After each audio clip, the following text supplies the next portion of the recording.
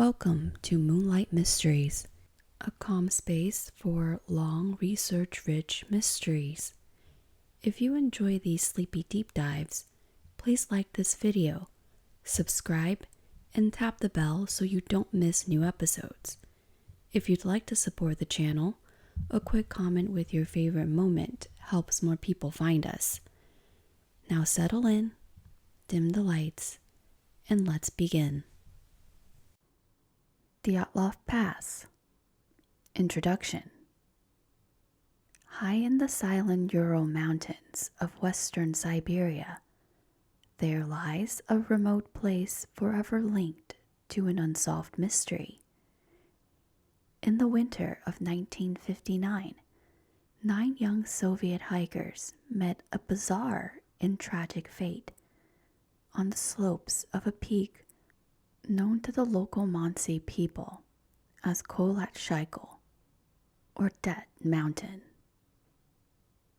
The events of that frigid February night have perplexed investigators and inspired countless theories, some natural, some supernatural, for over 6 decades. Despite numerous inquiries and modern analysis, we are still drawn to the Dyatlov Pass Incident, seeking answers to what could compel experienced trekkers to cut their way out of a tent and rush into lethal cold. In our exploration, we will journey back to 1959 and retrace the steps of the Dyatlov expedition. We'll dive into the background of the hikers, the unfolding of their ill-fated trek, the discovery of their final campsite, and the puzzling condition of their bodies. We will review the original Soviet investigation and how it concluded that a compelling natural force caused the deaths. And we will examine every major theory, from avalanches and secret military tests to Yetis and UFOs. Close your eyes if you wish and picture the scenes as they unfold. Let the words guide you through the snow and secrets of Dead Mountain. Let us begin on a cold January day in 1959, when a group of friends set off on an adventure into the snowy wilderness. Chapter 1. The Dyatlov Expedition and its members. In the winter of 1959, 10 skilled hikers from the Ural Polytechnic Institute in Sverdlovsk embarked on a skiing and mountaineering expedition to the northern Urals. The trek was led by Igor Alexeyevich Dyatlov, a 23-year-old radio engineering student and an avid outdoorsman who had earned a reputation for his competence in leadership in the wild. Igor assembled a team of peers, 8 men and 2 women, all of whom were Grade 2 certified hikers, and upon completing this journey, they would receive the USSR's highest hiking certification, Grade 3. In other words, these were not novices. They were experienced adventurers undertaking a challenging route during the harshest time of the year. Igor was born January 13, 1936. Although his birthplace is often given simply as the USSR, Igor grew up near Sverdlov and attended Ural Polytechnic Institute. He was a 5th-year student in UPI's radio engineering faculty. Dyatlov was a talented engineer and avid inventor. In his 2nd year of university, he built a shortwave radio transmitter himself, a rarity in 1950 Soviet Union, which he successfully used on a 1956 trek in the Sayan Mountains. He also designed a portable camping stove that the group brought on their final expedition. Pierce noted his resourcefulness and technical ingenuity. He was not only skilled with radios, but also a good photographer and handyman. By early 1959, Igor was one of the most experienced hikers at UPI. He had led or joined approximately 9 or 10 extended expeditions, including multiple challenging Category 3 treks. These were of the highest difficulty. His resume featured winter ski trips in the Urals, and complex summer hikes in far-flung ranges like the Eastern Sayan and Altai Mountains. From 1951, while still in school, he began hiking with his older brother's university group and quickly became immersed in the hiking club culture. At the time of the Dyatlov Pass trek, he had attained the highest certification for an amateur mountaineer and was respected for his methodical trip planning. Dyatlov was widely remembered as a natural leader with a calm, level-headed demeanor. He was thorough, responsible, and fair-minded, distinguished by thoroughness in carrying out any task, great physical shape, a balanced character, and a friendly attitude towards people, as one account described. Fellow hikers trusted him deeply. He had a talent for inspiring confidence and keeping the team cohesive. A famous anecdote illustrates his leadership style. On a prior trek, a teammate secretly ate a can of group food and confessed to Igor in guilt. Igor did not scold or punish him on the spot. He quietly listened and then simply said the teammate should reimburse the group fund for the cost of the milk when they got back to Sverdlovsk. This measured response left an impression on his peers. He was known for being kind but firm. Dyatlov's hiking record was exemplary. He had led long traverses in the Caucasus in 1957 and the subpolar Urals in 1958. In total, he had about 9 major hikes, 10 according to one sports club reference, including 3 of Category 1, 3 Category 2, and 3 Category 3 difficulty. He personally achieved the highest Grade 3 hiker certification. During one 1958 trip to the highest peak of the Urals, he gained further winter mountaineering experience. These experiences honed his survival skills and leadership under harsh conditions.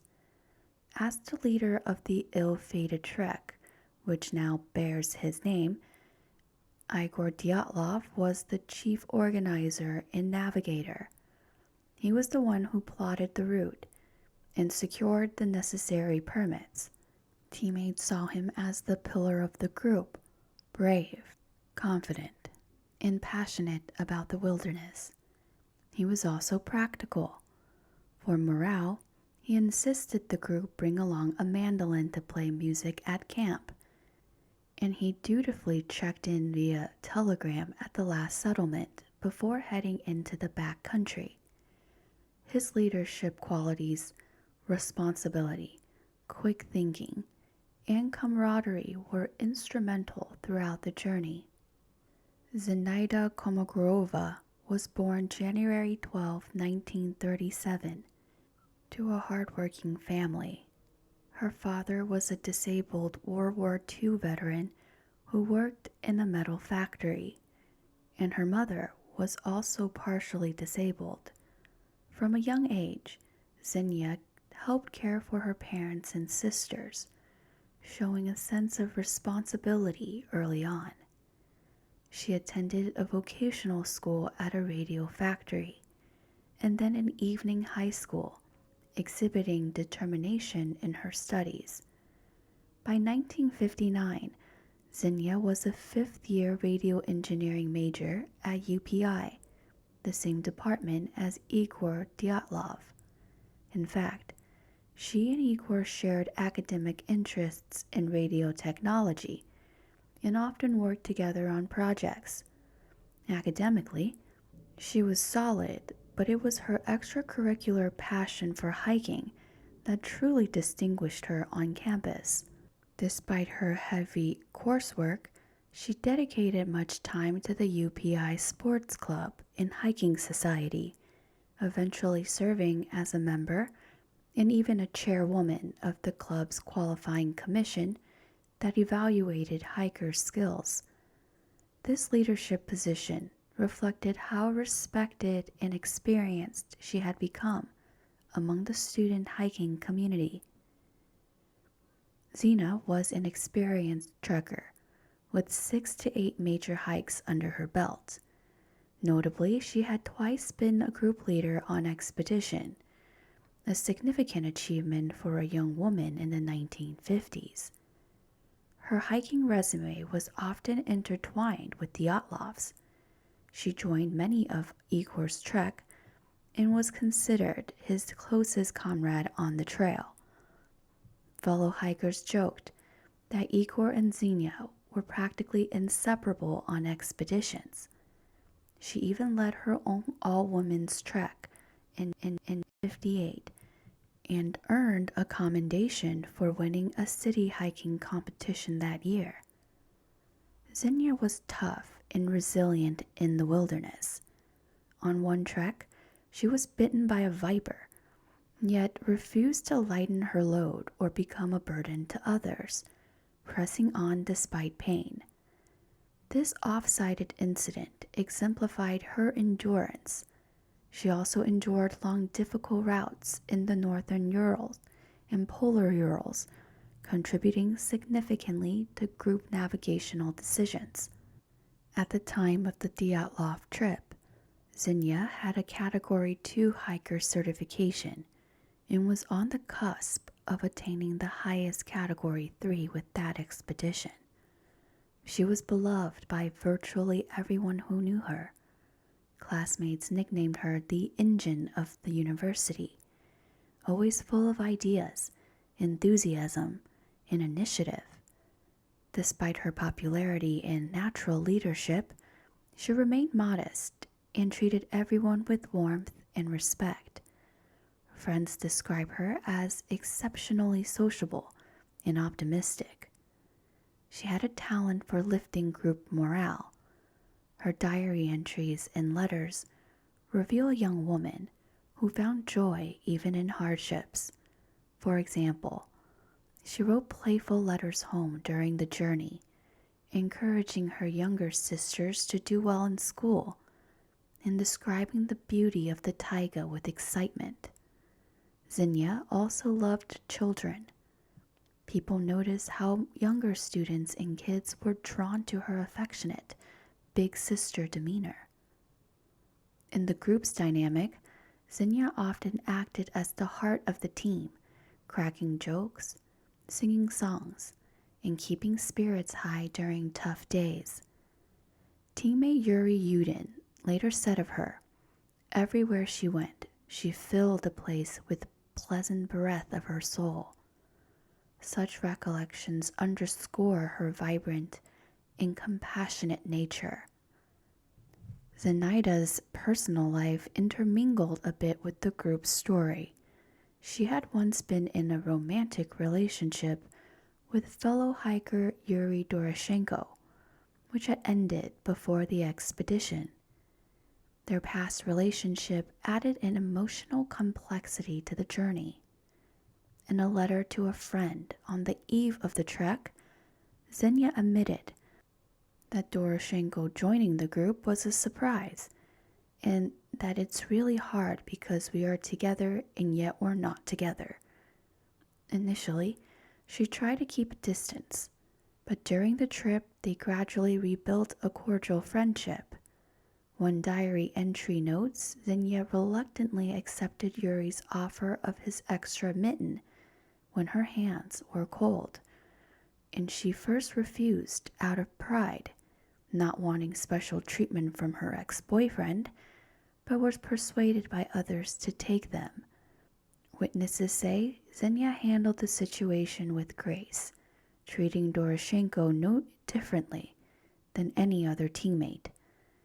There is also an indication that Igor Dyatlov and Xenia were very close friends. Some speculate there may have been unspoken mutual affection, though Xenia's letters to Igor were friendly and focused on trip logistics. Regardless, her warmth and camaraderie were pivotal in maintaining harmony. On the final expedition, Xenia was effectively Dyatlov's second-in-command. As the most experienced female hiker, she took on organizational tasks like managing the group's funds and supplies alongside Lyudmila Dubinina, who was the track's designated treasurer. Xenia's leadership experience meant Igor could delegate to her. She helped keep the group on schedule, and with her boundless optimism, kept everyone motivated. In the evenings, Xenia was often seen writing in her diary or playfully teasing her friends. Photos from the trip show her smiling, with her signature braids and bright disposition. Even in hardship, cold, wet clothes, or hunger, Xenia's can-do spirit never waned, which had a contagious effect on the others.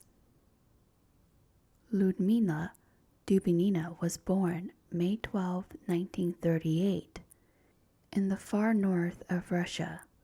She was the youngest of the Dyatlov group at just 20 years old.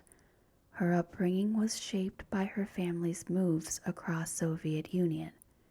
Her father was a director of a timber mill, and work took the family from various regions until eventually to Sverdlovsk.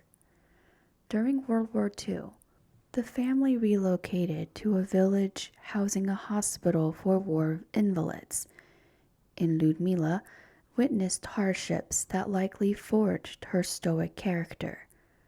In 1950, the family settled in Sverdlovsk, where her father took a management post in a lumber trust, and Lyudmila finished her schooling. In 1955, at age 17, Lyudmila enrolled in UPI's Faculty of Civil Engineering, specializing in industrial and civil construction. She was in her fourth year by 1959.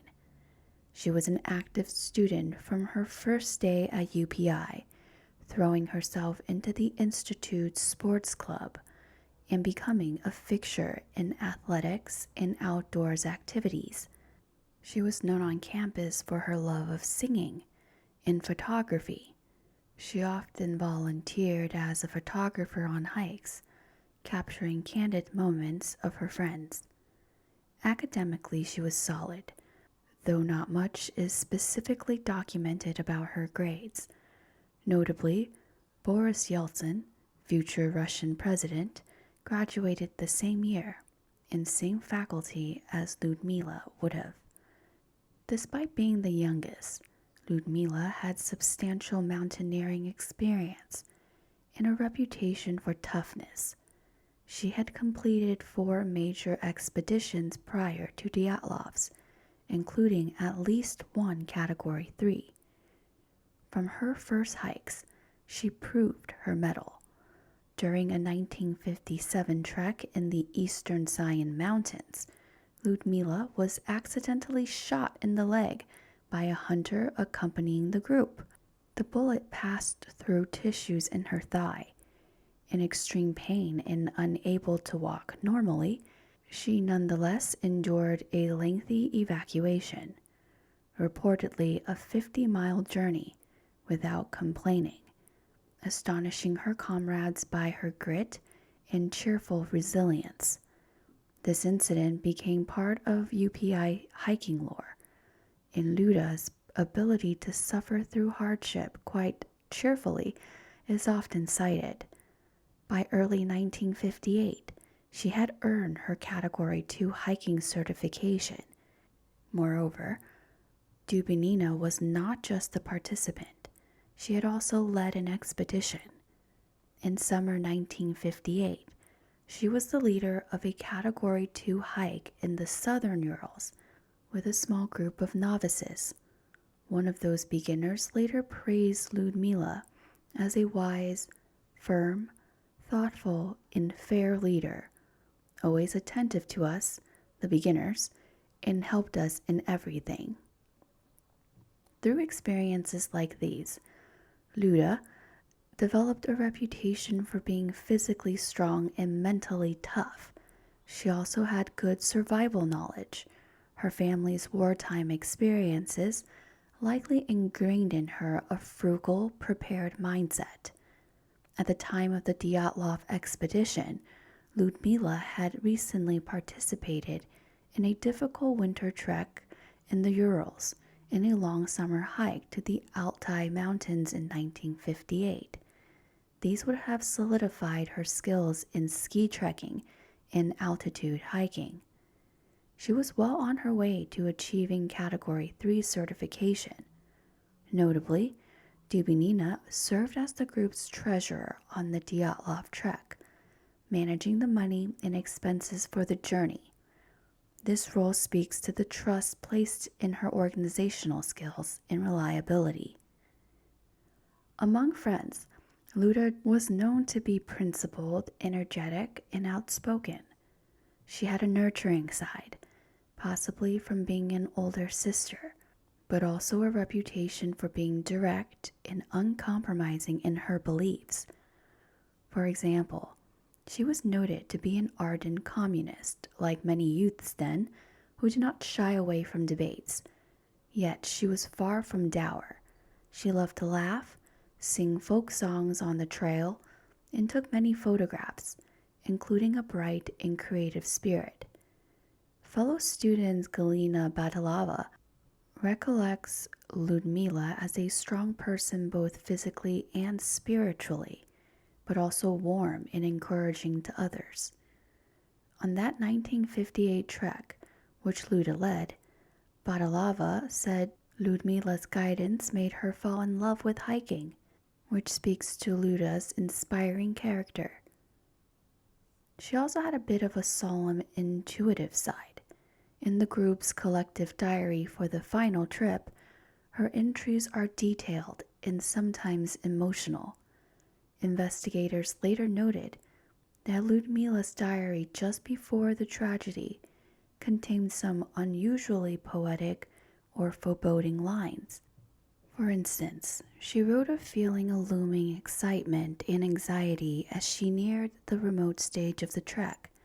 This has fueled speculation that she sensed something was off, but it could simply reflect her reflective nature.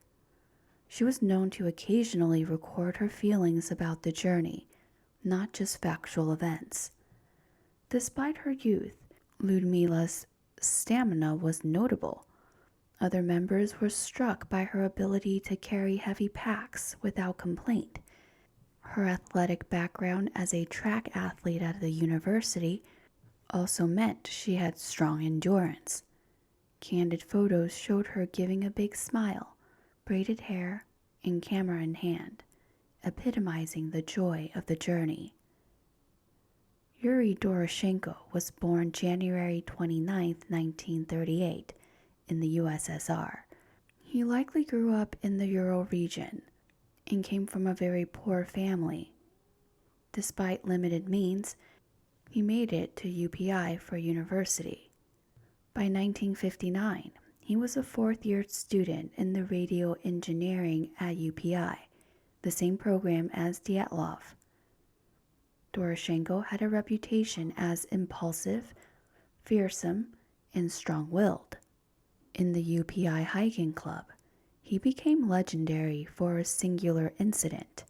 Once, on a camping trip, a huge brown bear wandered into camp, threatening the hikers.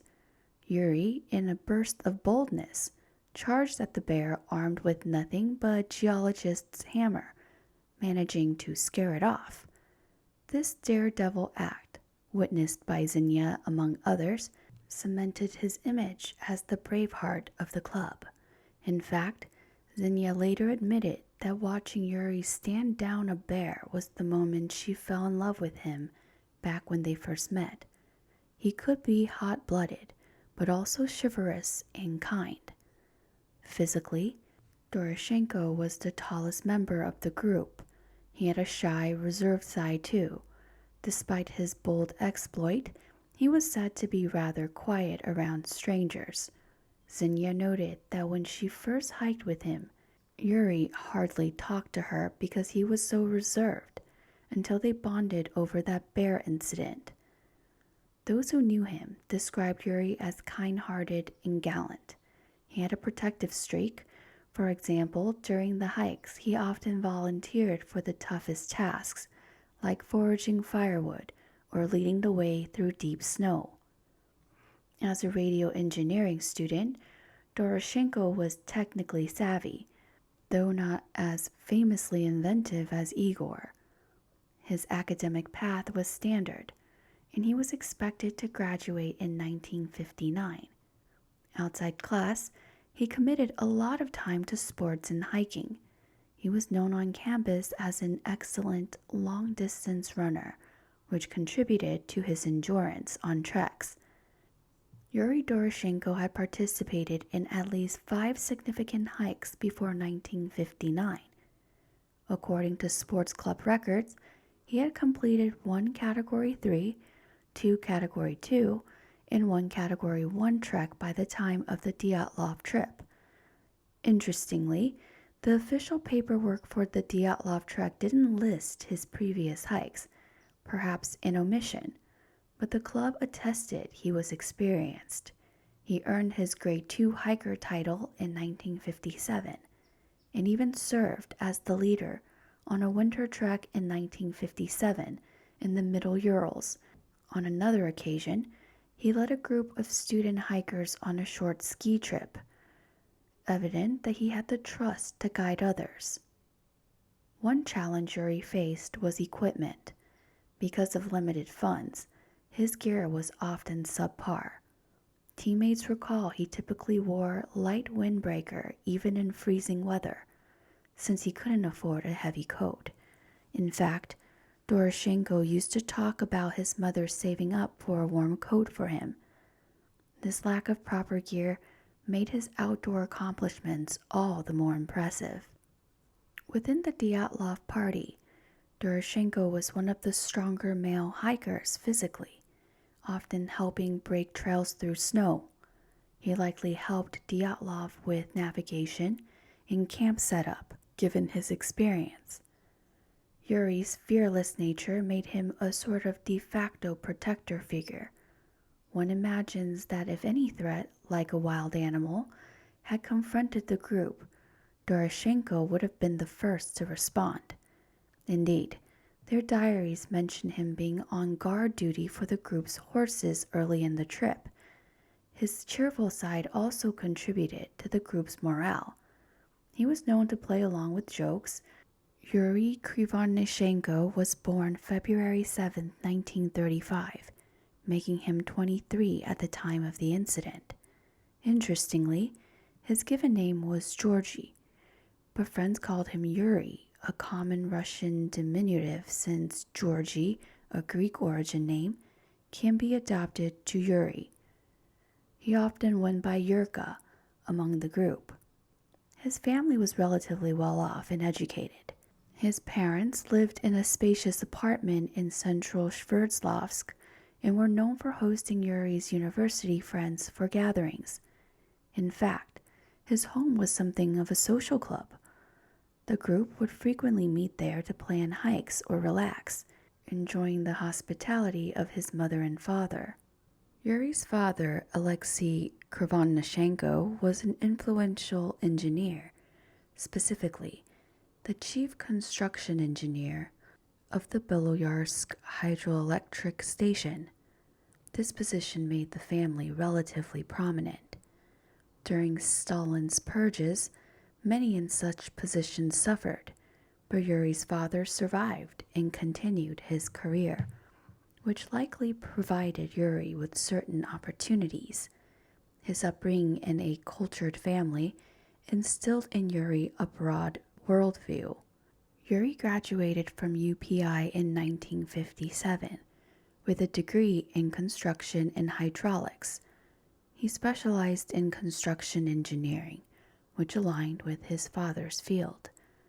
Immediately after graduating, Yuri obtained work at a secret nuclear facility known as Chelyabinsk 40, also called Plant 817 later. This was the site of the Mayak complex, which in September 1957 experienced a major nuclear accident, the Kyshtym disaster. Krivonshenko was directly involved in the cleanup of the Kyshtym disaster. In other words, just over a year before the Dyatlov expedition, he had been working in a radioactive environment, helping to contain one of the first nuclear catastrophes in Soviet history. After the Kyshtym incident, Yuri returned to Sverdlovsk. By early 1959, he was working in a city construction trust. Notably, he had the official qualification of junior instructor in hiking from the Sports Federation, a credential earned in 1957 that recognized his experience and ability to mentor other hikers. He also had achieved his Grade 2 hiker title by then. Krivonshenko was one of Dyatlov's closest friends and participated in nearly all of Igor's major expeditions.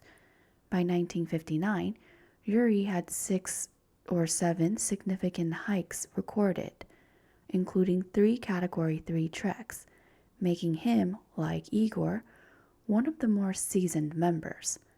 Yuri was the self-taught mandolin player and was known to bring the instrument on camping trips to entertain the group. In fact, the mandolin on the Dyatlov expedition was essentially his. He carried it until they left it at the last supply cache. Playing music around the campfire made Yuri the life of the party among the hikers.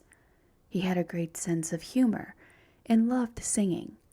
A favorite song of his was I Love You, Life, a popular optimistic song of the era. By all accounts, Yuri was the joker and clown of the group, exuberant, mischievous, and funny. He was that friend that always tried to get a laugh or lighten the mood. For instance, at the train station in Surov on January 24th, his antics got him arrested. He started singing loudly and pretending to beg for money with his hat, making a spectacle that local police didn't appreciate. The police hauled him away for a short time for singing in a public place, which the group found absurd. This episode, with Yuri laughing as he was let off, became part of the group's lore. It illustrates Yuri's playfulness and disregard for stuffy roles. He was also warm-hearted and generous. Yuri was the kind of person who made everyone feel welcome. Additionally, he was culturally inclined. He enjoyed literature and even had a taste for samizdat, underground literature, and foreign books, which he would share clandestinely with friends in the dorms. This hints at an intellectual side behind the clownish exterior. A peer recalled how Yuri sometimes managed to obtain rare banned books and would generously circulate them among trusted friends overnight so they could read them quickly. On the trek, Yuri's role was primarily morale officer and entertainer. His mandolin and his endless jokes kept everyone upbeat during long, cold stretches. He also had practical duties. Being an experienced hiker, he helped with navigation and camp setup. Notably, Yuri was assigned one of the group's 4 cameras. His cameras survived and developed films shows many candid moments, indicating he was snapping pictures until late in the journey. In fact, investigators later found that 5 cameras were brought by the hikers. Yuri's was one that documented their cheerful trek through January. Yuri's prior work at the nuclear site perhaps made him a bit of a science expert in the group. If any topic of radiation or reactor came up in conversation, he'd be the one to ask. However, because Yuri and another member had connection to nuclear facilities, some have theorized that they might have had a secret mission for the KGB, which we will later discuss in theories. Rustem Slobodin was born on January 11, 1936, in the Asian part of Russia. He was ethnically Russian, but his name Rustem was chosen because his parents had spent time in Asia and liked the name's Eastern origin. The Slobodin family background is notable. Both of Rustem's family were university-educated professionals. During Rustem's childhood, they worked in scientific and educational roles in Turkestan, then returned to the Urals. His father, Vladimir Slobodin, was a respected scientist and an author of several books. His mother was also a scholar. Growing up in an intellectual household, Rustem was instilled with discipline, curiosity, and a love for travel. His father apparently took him on journeys, including an arduous 300-kilometer trek across the Ural Mountains in 1958. Slobodin enrolled at UPI around 1953 and graduated in 1958 with a degree in mechanical engineering. He was an excellent student. By the time of the Dyatlov trip, Rustem had already completed his studies and was working as an engineer. Specifically, he was employed at a secret Soviet enterprise, referred to as PO Box 10, which indicates a classified defense or scientific facility in Sverdlovsk. This suggests Rustem was involved in military-industrial work, possibly related to aviation or ordnance. Rustem was not only academically gifted, but also an exceptional athlete and outdoorsman. He had been a long-distance runner. His friends noted that he loved to run and had excellent stamina. In hiking circle, Rustem was highly respected. He had about 5 or 6 major treks to his name before 1959, including advanced ones. At the time of the Dyatlov expedition application, he was credited with 6 previous hikes, 2 of Category 3, 3 of Category 2, and 1 of Category 1.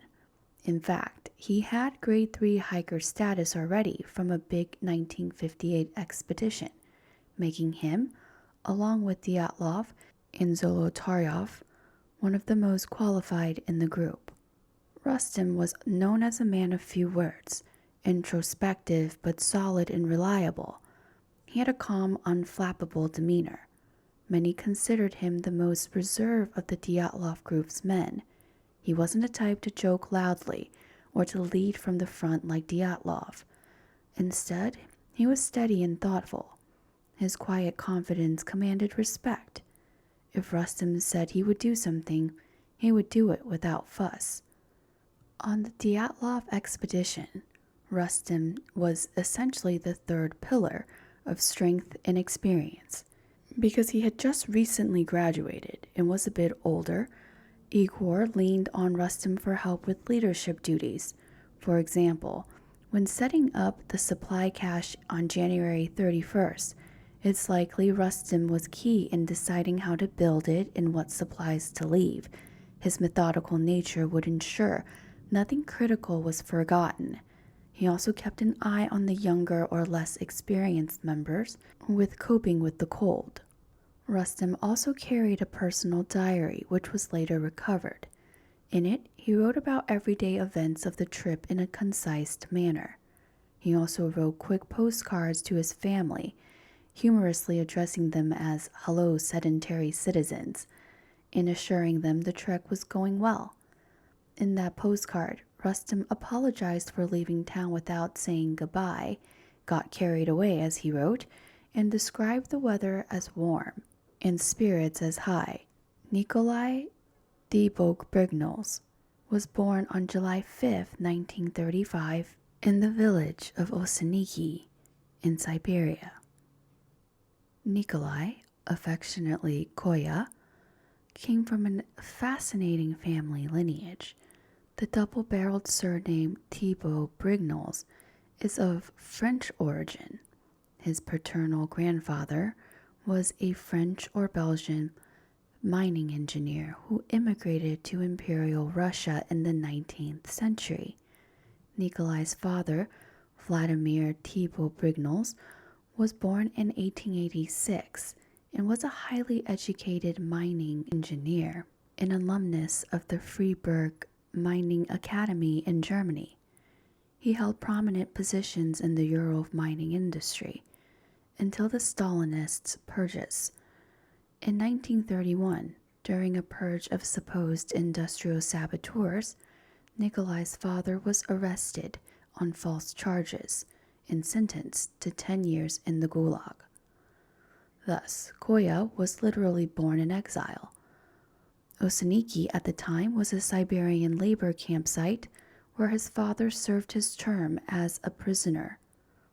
A 2016 interview with Nikolai's cousin confirmed that only his father was in the camp, while his wife and children lived in Sverdlovsk and later joined him in Oseniki voluntarily.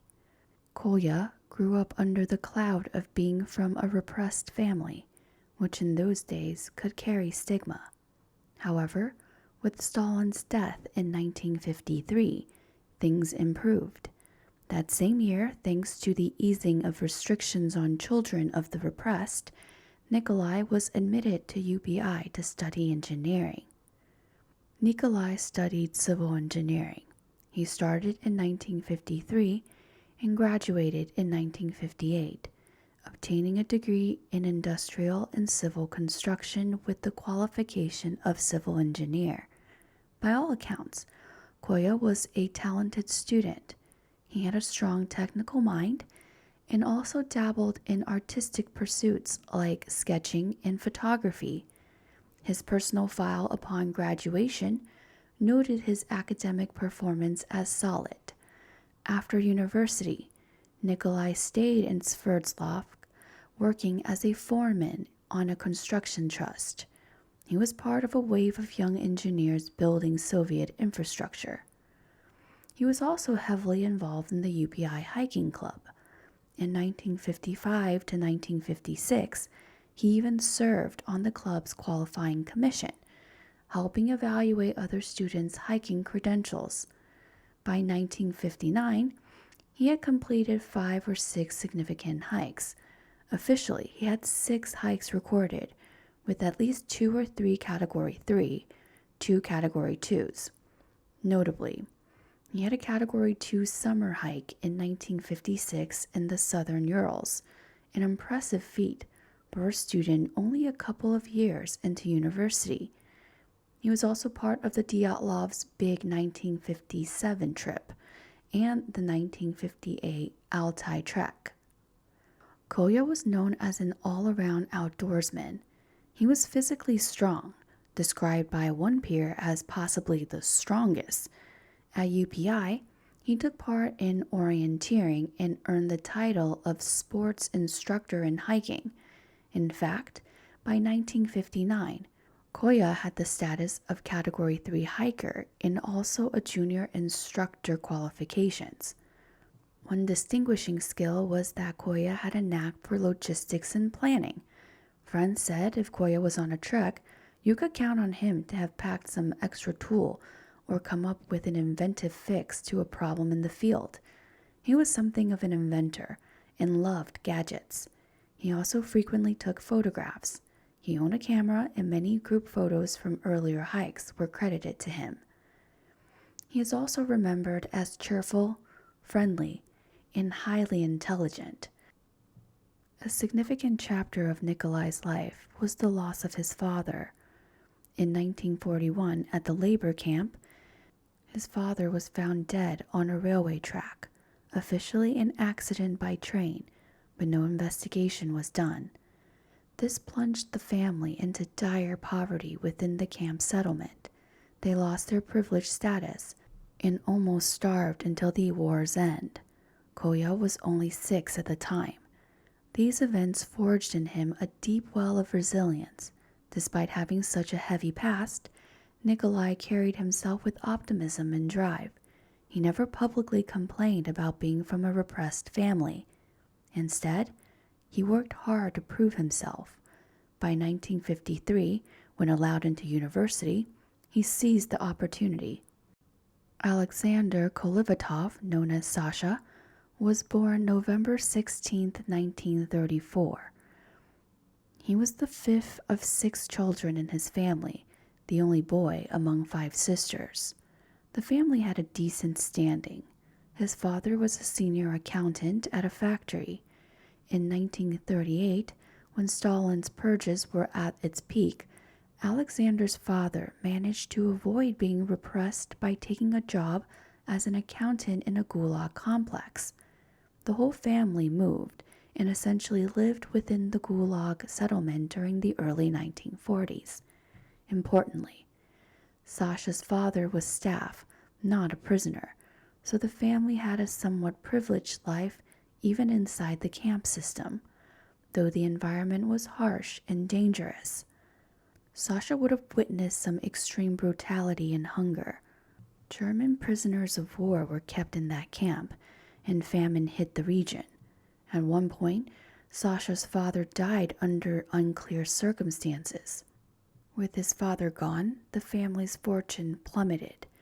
They essentially starved, surviving on meager rations in the last years of war. These formative experiences shaped Alexander into a very tough, yet introspective individual. At age 17, Alexander enrolled in a technical college rather than a standard high school. The college provided technical training, and importantly, it gave him a uniform and extra food rations, critical for someone from a poor family. Initially, he was an average student there, but a turning point came around age 18. He suddenly improved academically, joined the communist youth, and became very diligent. This coincided with an extraordinary development. He was selected for a secret job in Moscow upon graduation. While still a student, Sasha underwent a security clearance and in 1953 to 1954 was earmarked to work for the Ministry of Medium Machine Building, the Soviet nuclear industry. Indeed, at age 19, after finishing technical college in 1954, he moved to Moscow and took up a position at a secret institution. In Moscow, Sasha's life changed dramatically. He'd earned a high salary, around 900 rubles, and was given free housing in a new building where prominent scientists lived.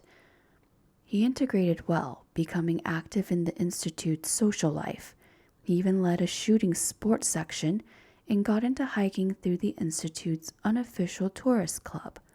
This sudden rise from a struggling student to a well-placed technician suggests someone pulled strings for him, possibly due to his demonstrated aptitude in radio tech or language.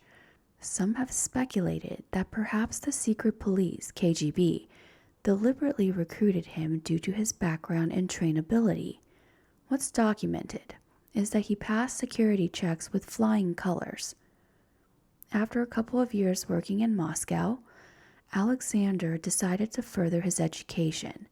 In 1956, he enrolled at Ural Polytechnic Institute and majored in physics, specializing in nuclear physics. Essentially, Sasha took his technical college credentials and practical experience and went for a full engineering degree. By early 1959, he was a fourth-year student in the Physics Technological faculty at UPI, on track to graduate the next year. His focus was reportedly on radiochemistry or nuclear physics, aligning with his prior work.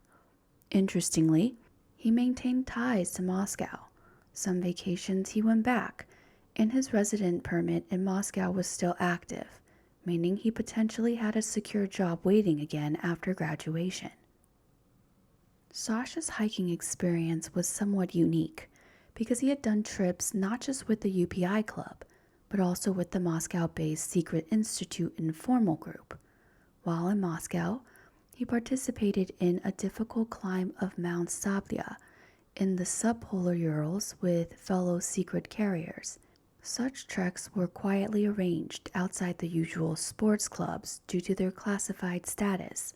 A researcher later found evidence that the group he hiked with was led by the son of a top nuclear physicist and that all members worked at a secret lab. This suggests Sasha was well ingrained in a circle of elite young specialists who also loved adventure, a potential echo of a later theory that some Dyatlov members might have clandestine tasks. At UPI, Sasha officially had completed 5 or 6 hikes by 1959, including 2 of Category 3 difficulty. His record shows 3 Category 1 hikes, 2 Category 2, and 1 Category 3. He was aiming for a Category 3 certification with this winter 1959 expedition. Sasha is sometimes described as the quiet enigma of the group. He was somewhat older, 24, and had seen more of the secret world than his friends, which gave him a reserved, sometimes brooding demeanor. He was in good health by his 20s, but having been a sickly kid, he was not as brawny as, say, Rustem or Yuri. Instead, he was lean and wiry, with a thoughtful face behind which a lot was going on. Those who knew him speak of his intelligence and analytical mind. Sasha could engage in deep conversations about science, politics, or philosophy. At the same time, he was kind and attentive, especially to his sisters and close friends. Semyon Zolotarov was the eldest of the group by far, born February 2, 1921. When the Great Patriotic War, World War II, broke out, Semyon was 20 and was soon drafted into the Red Army. He fought through grueling war years, reportedly serving with distinction. Semyon earned multiple military decorations, including the Medal for Courage and the Order of the Red Star. He saw combat on the Belarusian and German fronts, and possibly also in Hungary. Surviving war record shows he was wounded at least once. He survived the Battle of Königsberg in 1945. By war's end, Semyon was about 24 and had the rank of sergeant. After demobilization, benefiting from veterans' educational privileges, Semyon attended the Institute of Physical Education in Minsk, graduating in 1950. There, he trained as a physical instructor or coach, specializing in tourism and sport. He was formally educated in outdoors leadership. Unlike the others, Semyon was a professional outdoorsman. Post-graduation, he began working as a sports and tourism instructor, first in the Black Sea region, and then in the mid-1950s, he moved across the country for various seasonal instructor jobs. By 1958, Semyon had come to the Sverdlovsk region and took a job as a senior tourism instructor. By early 1959, Semyon had immense experience guiding hikes, 24 registered treks to be exact. According to his instructor registration card, he had 17 Category 1 hikes, 7 Category 2 hikes completed, including multiple winter ascents. At age 37, he was by far the most qualified of the Dyatlov group, essentially a master hiker. Initially, Semyon was not part of the Dyatlov's core team.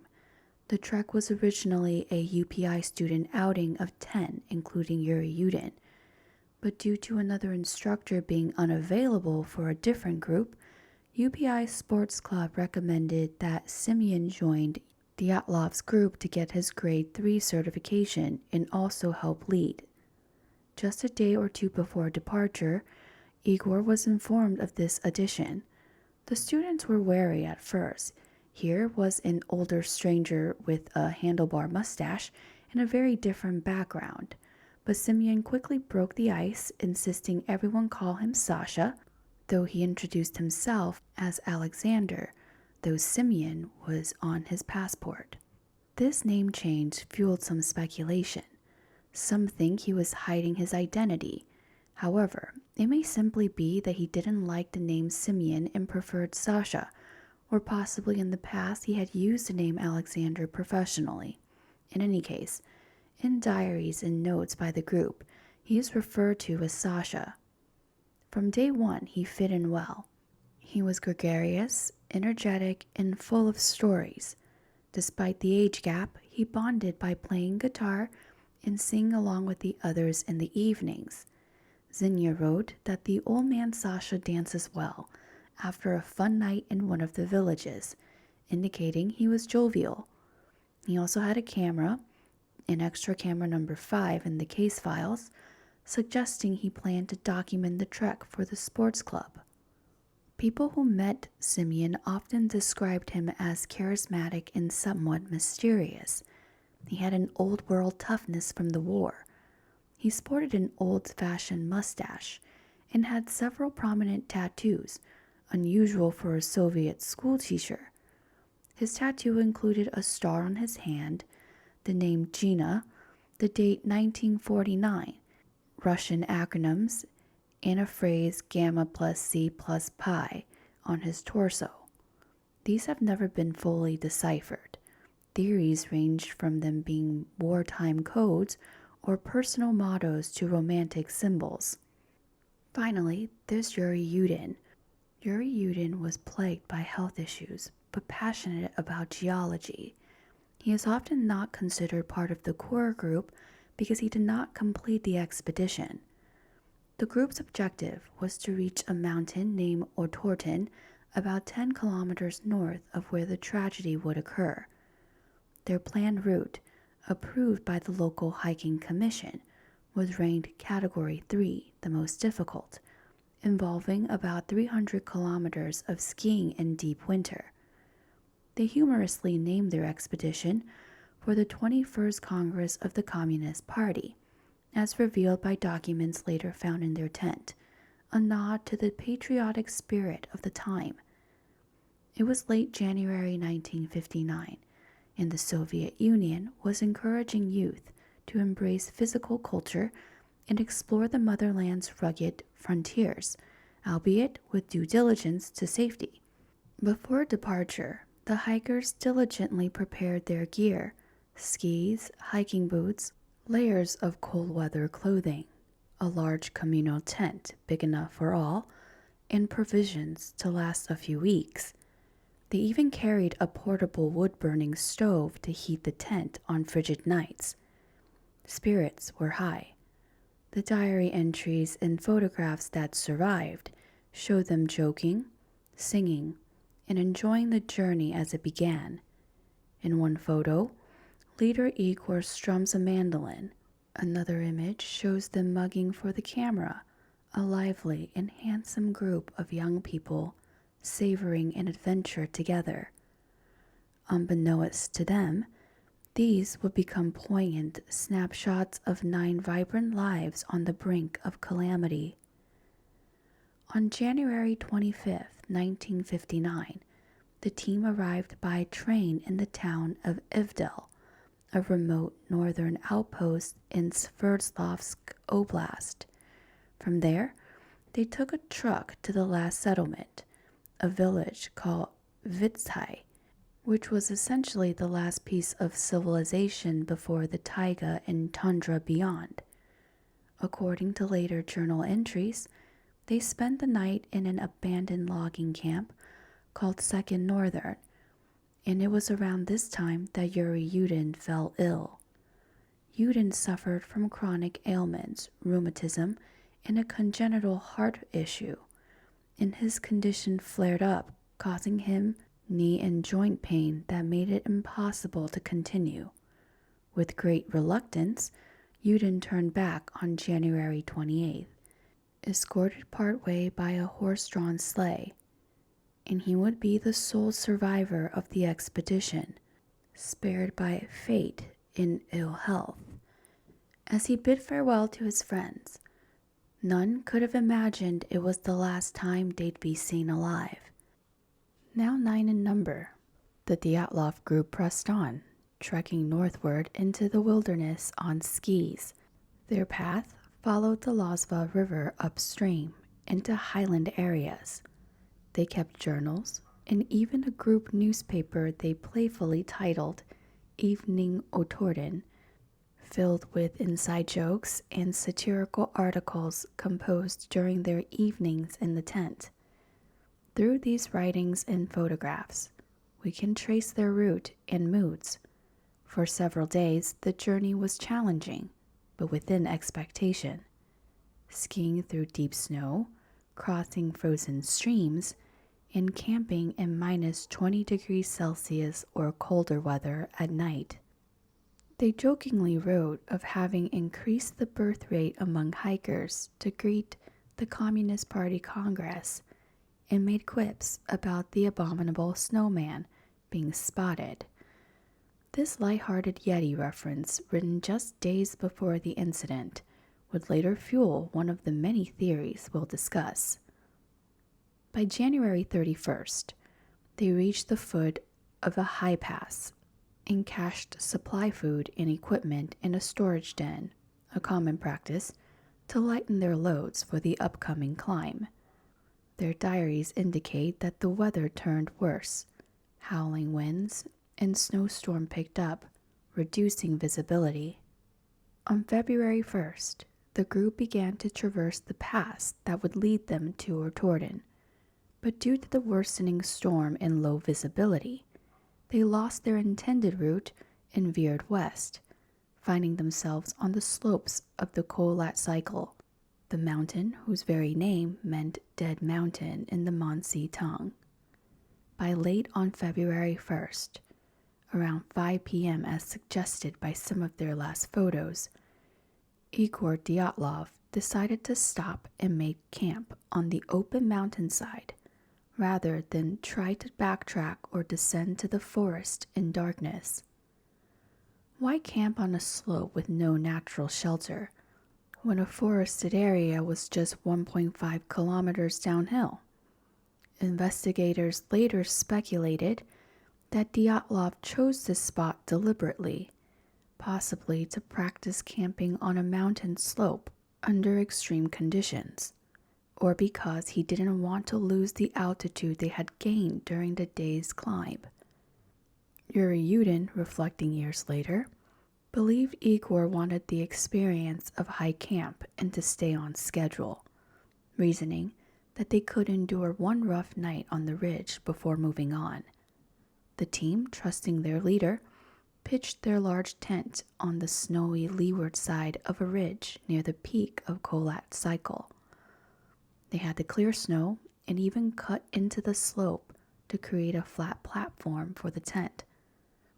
They anchored it with their ski poles and skis and arranged their gear inside neatly around the edges. Unbeknownst to them, this would be their final camp. The date was February 1st, 1959. As night fell, the temperature plummeted to around negative 25 to negative 30 degrees Celsius, or negative 13 to negative 22 degrees Fahrenheit, and a fierce wind with blizzard conditions raked the mountain.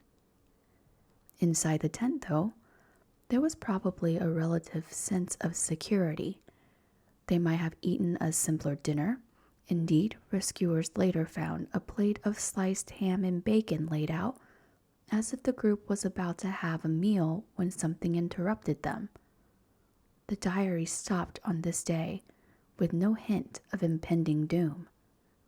Instead, the last entries speak of the weather and minor troubles, but nothing extraordinary, certainly nothing that suggested they were afraid. In fact, that evening they composed their mock newspaper's last issue, teasing that the Yeti lives in the northern Urals near Mount Otorden, as a tongue-in-cheek latest evidence report. It was just another cold but communal night in the tent, with the group likely joking, keeping a log, and maybe planning the next day when they hoped to finally conquer Ortorden. None of them would have known that within hours, something would terrify them enough to flee into the deadly cold, half-clothed in darkness. Chapter 2. The Final Night on Dead Mountain. Through careful reconstructions from later investigation, we now attempt to describe the known facts of what happened in the early hours of February 2nd, 1959, the heart of the Dyatlov Pass mystery. Sometimes after they settled in for the night, an unknown catalyst struck the campsite. We know this. The hikers suddenly cut or tore their way out of the tent from the inside in a panicked hurry and escaped into the freezing night without proper clothes or shoes. For 9 experienced mountaineers to do this, something extreme and immediate must have happened. Later, investigators called it an unknown compelling force that drove them to such desperate action. Let's walk through what the evidence tells us about those moments. The tent, when eventually found by searchers, was collapsed, partially shredded, and lightly covered in snow. It had been erected on the mountain slope about 300 meters below the ridgeline, facing harsh winds. Cut-in the durable canvases were apparent, and a sewing expert would later confirm these long gashes were made from inside the tent, indicating the hikers frantically slashed their only shelter open. The main entrance flap of the tent was oddly still secure shut. Whatever occurred had blocked or made the entrance unusable, forcing them to find another way out. One could imagine the terror or urgency that caused someone inside to grab a knife and rip open the side of the tent to create an exit into the storm. We also know that the hikers left almost all their belongings behind: warm clothes, boots, axes, map, and their journals were all found inside the tent, neatly arranged almost as if nothing was amiss. The flashlight was later discovered on the ground just outside the tent. Remarkably, it was switched on, its beam long dead under the snow by the time it was found. This detail suggests that they may have intentionally left a light shining, perhaps hoping to find their way back to the tent once the immediate danger passed. It paints a haunting picture. The tent, dark and silent in the wind after they'd gone, with a lone flashlight faintly illuminating the snowdrift, waiting for owners who never returned. From that tent, 9 sets of footprints were found in the snow, preserved well enough to tell a story. There were prints of feet in just socks, some in one shoe, some barefoot. You could even see the outline of toes in some tracks. These footprints led away down slope toward the nearby tree line, not in a chaotic scatter as one might expect from people running for their lives, but in relatively orderly path, walking at a normal pace. This was perplexing.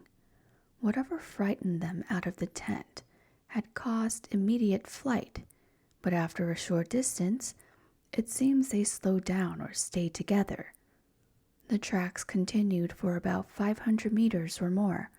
That's approximately a third of a mile, down the slope before they were lost in fresh snow, near the edge of the forest. It was as if the group knew they had to get to the forest for shelter, and once out of the perceived danger, try to stay together. Imagine the scene. A howling blizzard, the temperature around -30 degrees Celsius with wind chills even worse. It's pitch dark. aside from maybe faint moonlight diffused by clouds and snow.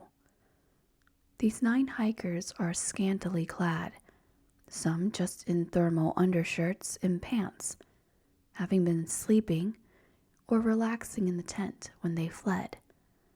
They have no gloves, no hats. Most have no boots. In mere minutes, their extremities would start to feel the biting cold, and within an hour or two, hypothermia would set in. They must have known this. It is likely they quickly realized the gravity of their situation and tried to take action to survive. The first area of significance in the snow was a large Siberian pine tree at the forest's edge, about 1.5 kilometers downslope northeast from the tent, a distance of roughly 1 mile. Here, evidence would later show a desperate attempt at a fire was made. Broken branches snapped off the pine up to 5 meters high indicated someone climbed the tree, possibly to look for the tent's light or to get dry wood from higher up, since lower branches were dead and wet. Beneath that tree, searchers eventually found the remains of a small campfire, and tragically, the first 2 bodies. By a charred fire pit under the cedar lay the lifeless bodies of Yuri Krivonishenko and Yuri Doroshenko. They were found on February 26th by the volunteer student searchers, just a day after the tent's discovery, and their state was bewildering. Both were shoeless and dressed only in their underwear, undershirts, light pants, no coats, no boots. It was as if they had fled the tent in a state of undress and never obtained additional clothes. Krivonishenko, 23, was lying face down in the snow, and Doroshenko, 21, was nearby. The branches above them were broken, as noted, and the ground around had signs of trampling and the remnants of that small fire. The fire had burned out long ago, leaving only charred logs. Notably, bits of human skin were later found embedded in the bark of the tree, and fragments of clothing hung on the branches. Signs that at least one of these 2 tried frantically to climb the cedar, breaking off branches, perhaps to get a better view or to snap off wood for the fire. Autopsy later revealed grim details, burns and minor injuries on both, consistent with a desperate struggle to stay warm by a fire. Doroshenko had burned hair on one side of his head and a charred sock, as if he had gotten too close to the flame. Krivonishenko had 3rd-degree burns on a shin and foot, and his fingertips were blackened by frostbites or burns. Most haunting of all, inside Krivonishenko's mouth was a chunk of flesh bitten from his own right hand. Investigators interpret that as the young man possibly biting into his hand, either to stifle a scream of pain or in a delirium of hypothermia, or perhaps a last-ditch attempt to stay conscious by inflicting pain on himself. It's a chilling human detail. He literally gnawed his own hand, maybe as he succumbed to the cold, or as he sat by the fire in agony. Doroshenko was found with his arms covering his head, as if shielding himself, or perhaps in the throes of hyperthermic delirium. The medical conclusion for both was death by hypothermia, meaning they essentially froze to death, despite the evidence of other minor injuries. Not far upslope from the cedar tree, between the tree and the tent site, the search team found 3 more bodies over the next several days. Igor Dyatlov, Zina Komogorova, and Rustem Slobodin were discovered at distances of 300, 480, and 630 meters from the cedar tree, respectively. essentially in a line stretching back towards the tent. Dyatlov was on his back, head toward the tent, one hand clasping a small birch sapling, as if he fell backward while trying to pull himself up slope. Zina, the tough 22-year-old female student, was found further up with her face down, head oriented toward the tent, her fists clenched tight near her chest. Her clenched fist suggests she was conscious and determined until the very end, perhaps fighting through the cold. Rustem, the 23-year-old known for his endurance, made it furthest toward the tent. He too was face down, one arm forward as though crawling. On one of Rustem's feet, he wore a single felt-lined boot, likely the only shoe he managed to put on during the escape, and his other foot was just in sock.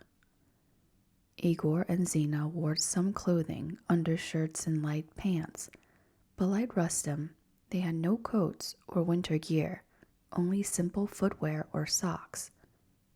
Autopsy of these three indicated no fatal external injuries. They all died of hypothermia, though minor wounds were noted, scrapes, bruises, cuts consistent with falls in the rough terrain. One exception was Rustin, who had a small skull fracture about 1.5 centimeters in length above his temple. This likely came from an impact.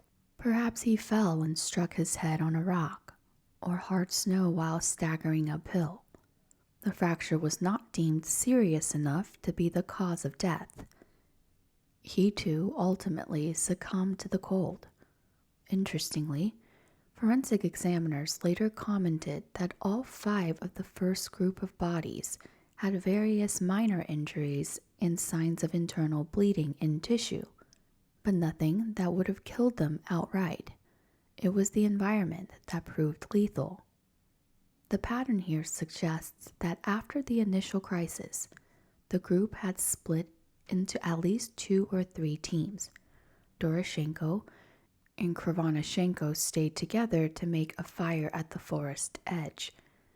Dyatlov, Komogorova, and Slobodin perhaps decided to try to go back up to the tent, maybe to retrieve supplies or clothing once it seemed whatever danger had passed, or perhaps simply by instinct, heading for the one place with boots and coats.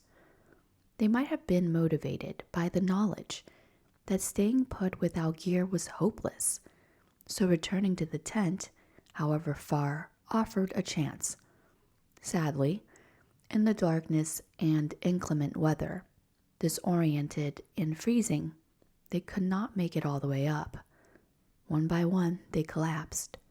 Igor was found with something interesting. Around his neck, underneath his shirt, he had a camera. He was known to carry a camera even outside the tent. This camera had film that later could be developed, showing some of the last photos of the trip. Zina had a notebook and pencil in her pocket. Their watch stopped at the same point on the early morning hours. Through these poignant details, we glimpsed human choices made in extreme circumstances, what each grabbed or did in their final moments. It took until February 27th and 28th for searchers to find all 3 of these bodies after discovering the first 2 on the 26th. The Soviet authorities by then had been alerted, and a criminal investigation was opened, considering the possibility of foul play due to the strange circumstances. Yet, there were no other footprints or sign of outside interference. Only the 9 set of tracks from the hikers themselves were observed at the scene. This strongly suggested that whatever happened involved no other people. The theory of an attack by local Mansi tribe people was essentially ruled out immediately. The Mansi are reindeer herders known to be peaceful, and investigators saw no evidence of any struggle or of additional footprints beyond the groups. Thus, by early March, the mystery deepened. 5 bodies recovered, all in states that implied an urgent escape and death by exposure. But why did they flee? And where were the other 4? The remaining 4 members of the Dyatlov party were missing for over 2 months. As winter turned to spring and the snow began to thaw, search efforts resumed with renewed rigor. In early May, a Muncie native hunter and his dog joined the search, and on May 4th, 1959, they discovered clues leading to a grim find. Not far from the cedar tree, about 75 meters or 250 feet further into the woods, towards a shallow rocky stream, searchers found pieces of tattered clothing, a half-torn brown sweater, the cut-off right leg of a pair of trousers, and other scraps. These items were identified as belonging to Lyudmila Dubinina and Krivoshenko. They also found signs of a makeshift shelter. Branches were laid out on the snow, forming a floor of sorts in a snow den inside a 3-meter-deep ravine near the stream. Probing the deep snow with long poles, the search team felt something beneath. They retrieved a piece of human flesh on the tip of a probe, which confirmed their worst fears.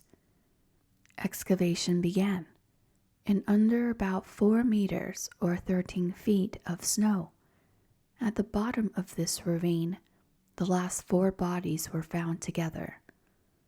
They were better dressed than the others, yet their fate was no less tragic.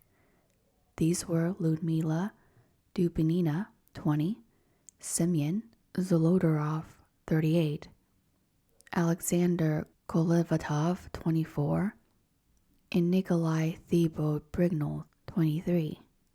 Some were wearing clothes taken from the dead bodies of those who died earlier, indicating that they had survived longer and had used whatever garments they could scavenge to stay warm. For instance, Dubinina's foot was wrapped in a piece of Krivoshenko's wool trousers, and she wore a torn jacket likely from another comrade. Semyon, the older sports instructor, was found wearing Dubinina's faux fur coat and hat. They had managed to attain boots, or at least felt insoles. It appears that after the first members died by the cedar, these 4 removed some of their clothing for themselves, a sober and necessary act of survival known in many hypothermia cases. The condition of these bodies and their injuries, however, shocked the investigators and added new layers to the mystery. 3 of the 4 had major physical trauma not seen in the others. Nikolai had suffered a devastating skull fracture. His skull was literally broken in half, a fracture so severe that pieces of bone were driven into the brain tissue. The injury was likened by the medical examiner to one likened to a high-speed car crash. Yet externally, Nikolai had no penetrating head wound, no obvious smash or gash on the outside. The damage was internal, as if caused by a tremendous pressure or impact that did not break the skin. Lyudmila and Semyon both exhibited crushed chests, multiple ribs broken on both sides. Lyudmila had 10 rib fractures, 5 on each side. Semyon had several on his right side. These internal injuries were also massive, potentially fatal by themselves, and yet, like Nikolai, came with minimal external bruising or evidence of blows. The forensic analyst described the chest fracture as if a massive force compressed the chest from the outside. One doctor said the pressure required to do such damage would be extreme, comparable to the shock wave of an explosion or the force of a speeding car. one might picture something like a blunt but powerful impact or heavy weight crushing them. Beyond these lethal injuries, what truly captured public attention were the missing body parts. Ludmila, the young woman, was found without her tongue. It had been removed. She was also missing her eyes, part of her lips, and even fragments of her skull bone were gone. Simeon, the older man, was missing his eyeballs, and Alexander had lost his eyebrows. These gruesome details provoked rampant speculation. Had they been attacked by animals, mutilated by someone, or perhaps did some kind of acid or weapon do this? However, the medical expert V.A. Vozrozdeny, who performed the autopsy, made a point of noting that these soft tissue injuries were post-mortem. In other words, they likely occurred after death. The last 4 bodies had been lying in a stream of running water for months until the spring thaw. It is believed that natural decomposition and scavenging by small animals caused the missing tongue and eyes.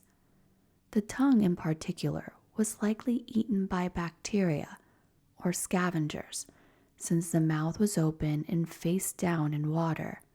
Unpleasant, yet natural processes. There were no indication of these organs being cut out with a tool or removed violently by a person, despite how sensational this detail often became in retelling. Another striking observation is that some of the clothing on these bodies was found to be radioactive when tested, giving higher than normal readings on Geiger counters. For instance, Dubinina's brown sweater and Krivonishenko's torn trouser showed unnatural levels of radioactivity. This discovery, which we will revisit, fueled speculation of some nuclear involvement or secret radioactive substances. However, an explanation offered later was that 2 of the hikers had been exposed to radioactive contamination in their past. One had worked at a nuclear facility, and another had helped clean up a known nuclear accident in 1957. Contaminated clothes from these experiences could account for the readings. Still, the idea of radioactivity at the scene added to the public's suspicion of a government cover-up or secret weapon, themes we will also explore in the theory section. The 4 in the ravine likely lived longer than the others, by a couple of hours or even through that night. They had managed to dig a shelter in the snowdrift of the ravine, perhaps hoping the snow and depression would insulate them from the wind. They lay down pine branches as insulation from the wet snow, a sensible survival tactic. It appears that an attempt to keep warm together was made, and they may have even been aware of their companion's death.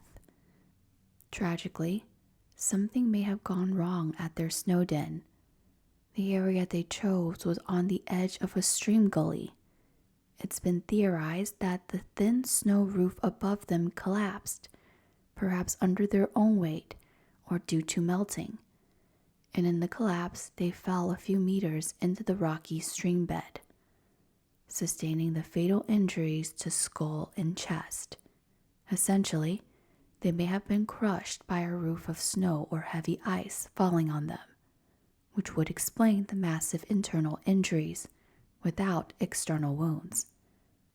Another idea is that if they were huddled and perhaps one standing or climbing out, a fall could have caused them to land on each other or onto rocks. Simeon and Ludmila's broken ribs and Ludmila's hard hemorrhage might be explained by such a collapse with heavy snow pressing down. We'll revisit how an avalanche or snow collapse theory fits these facts later. For now, by late May 1959, all 9 bodies had been recovered. The condition of the last four radically changed the tone of the investigation. What had initially looked like a straightforward, if puzzling, case of exposure deaths now had elements that seemed almost violent. The Soviet authorities were under pressure to explain what natural force could cause crushed chests and missing eyes. The families of the victims were deeply upset and suspicious. Some relatives reported that at the funerals, the skin of the deceased had a strange deep tan or orange hue. However, as was later clarified, a darkened complexion can be a normal artifact of mummification and cold. Essentially, frostbite and long-term cold exposure often give corpse a brownish, waxy look.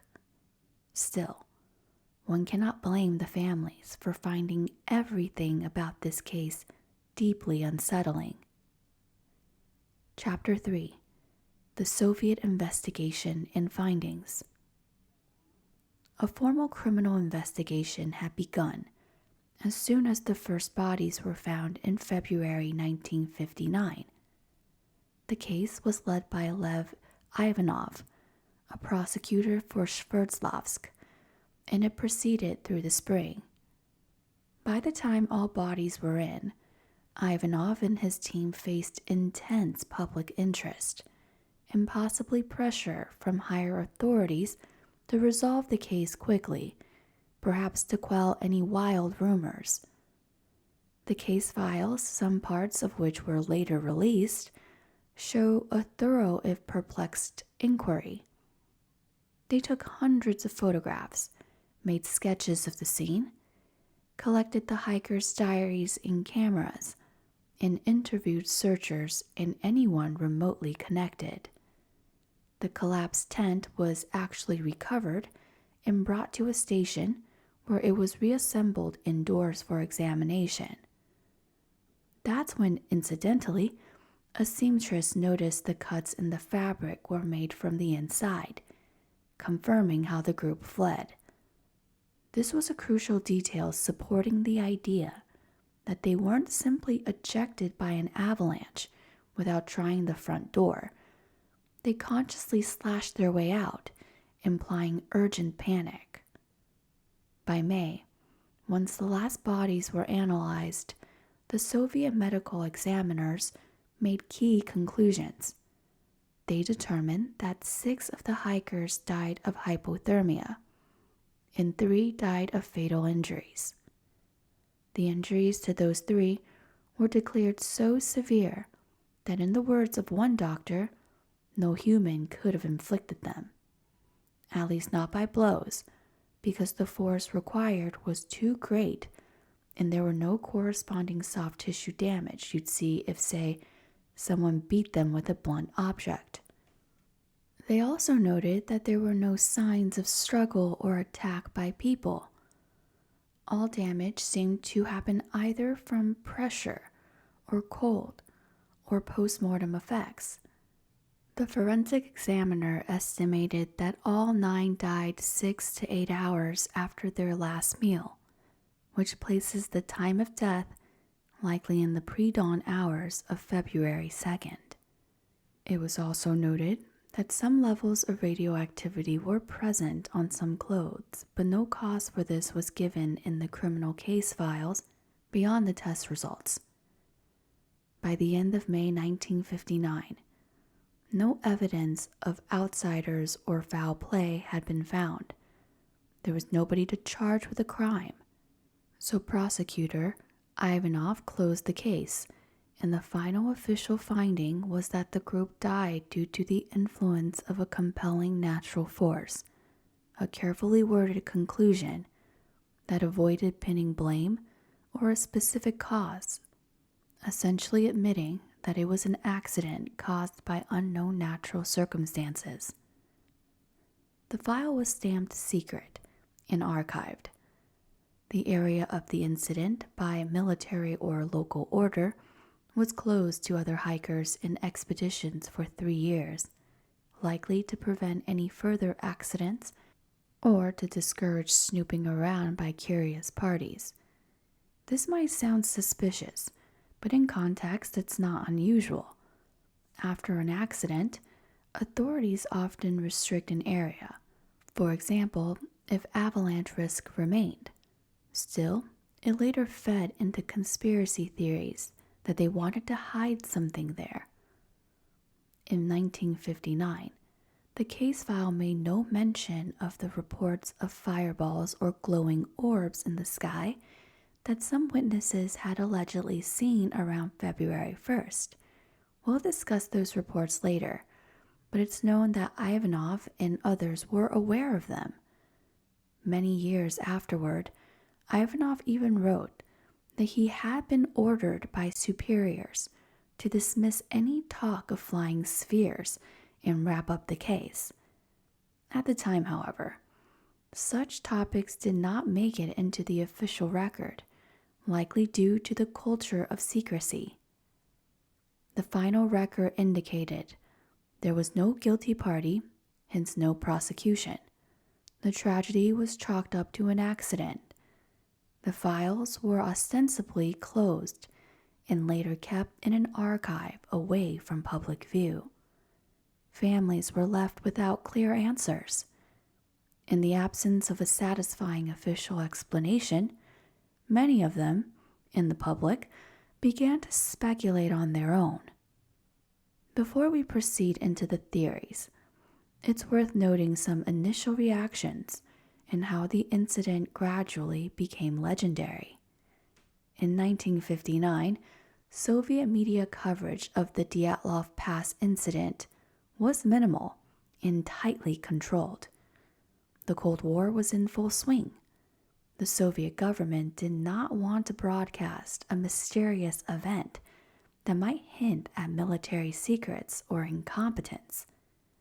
Some local newspaper ran short articles warning the hikers and cautioning about avalanche dangers or extreme weather, but nothing controversial was printed. The authorities likely considered it in the state's interest to discourage any paranormal or conspiratorial interpretations.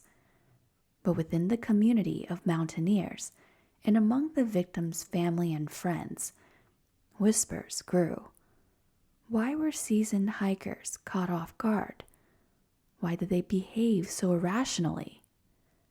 In the decades that followed, information about the Dyatlov case trickled out slowly. The Soviet Union's inherent secrecy meant the file stayed hidden until the late 1980s. Yet, some individuals who had been involved in the search or investigation started talking. For example, Anatoly Goshtin, a journalist, researched the incident and in 1990 published a book titled The Price of State Secrets is 9 Lives. Goshtin openly speculated about a cover-up in a Soviet secret weapon experiment gone awry, and though his book was criticized for being heavy on speculation, it catalyzed public interest in Dyatlov Pass. Around the same time, Lev Ivanov, the lead investigator, publicly admitted they had no rational explanation and mentioned the reports of flying spheres seen by witnesses, which he had been directed to ignore. This kind of retrospective candor in 1990, as the Soviet Union was collapsing, poured fuel on the fire of theories. By the turn of the millennium, Dyatlov Pass had transformed from a local Ural tragedy into an internationally debated mystery, sometimes dubbed Russia's greatest unsolved mystery, or even Russia's Roswell. The location itself was named Dyatlov Pass on maps in the honor of the group. A monument stands near their final campsite. In 2000, a documentary and a docudrama novel by Anna Matvieva further publicized the case, mixing fact and fiction, but also releasing many case file excerpts to the public.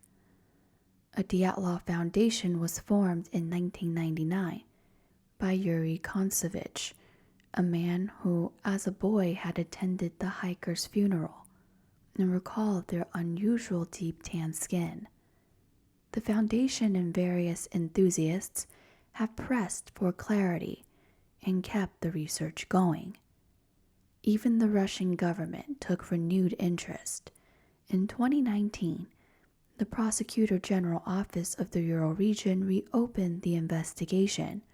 We'll cover their conclusion later. And scientists from Russia to Switzerland have applied modern analysis to the case, publishing papers as recently as 2021 to test theories. It seems the Dyatlov mystery refuses to rest in peace, continually inviting us to question what really happened on that mountainside.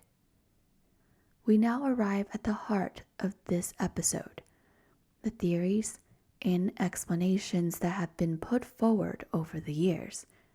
In the next sections, we will walk through each major theory, examining how well it fits the evidence and what contradictions or support exist.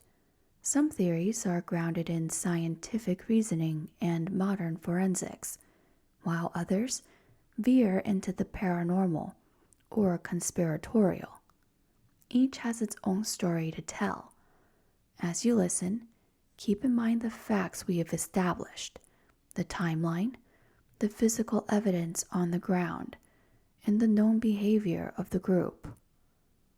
Take a deep breath, and now we will dissect the possible causes of the Dyatlov Pass Incident. Chapter 4: Theories and Explanation. Numerous explanations have been proposed, over 75 different scenarios by one count. These range from the very mundane, like an avalanche, to the wildly extraordinary, like a Yeti attack or alien intervention. For clarity, we'll group them into categories and discuss each: natural hazards, accidents related to human decisions, military or clandestine activities, and paranormal or fringe theories. Often, theories overlap or combine. For example, an avalanche caused them to leave, then they fell victim to hypothermia, which is basically the current official stance. Avalanche and slab avalanche theories. One of the earliest and eventually the most supported explanation is that the hikers were victims of an avalanche. At first glance, it seems plausible. Avalanches are a deadly force of nature in mountains. A slide of snow could have hit the tent, scaring the hikers into an urgent evacuation and injuring some in the process. In fact, the scenario favored by the Soviet investigators in 1959 was essentially that a snow slip caused the panic. However, the original investigation never explicitly stated avalanche, and there were many doubts. For years, researchers criticized the avalanche theory, citing a lack of typical avalanche signs. But as we shall see, new evidence and studies have refined this idea into a more specific slab avalanche hypothesis, one that in 2019 to 2021 gained significant traction. What is a slab avalanche? In simple terms, it's when a cohesive plate or layer of snow, the slab, sitting atop a weaker layer fractures and slides downhill as a unit. It doesn't always require a very steep slope. It can happen on slopes around 25 to 30 degrees, especially if there's a trigger in a weak layer. Slab avalanche can occur silently and quickly, and they can be relatively small, yet still deadly. Now, Dyatlov's tent was on a slope later measured at about 23 to 30 degrees incline. For years, people argued the slope was too gentle for an avalanche. 30 degrees is often cited as a threshold for typical avalanches.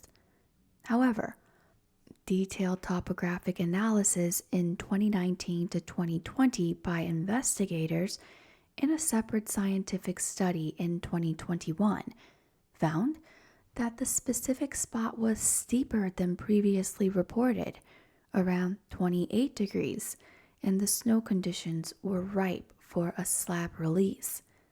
The Dyatlov group had cut into the snow to pitch the tent, creating a sort of ledge.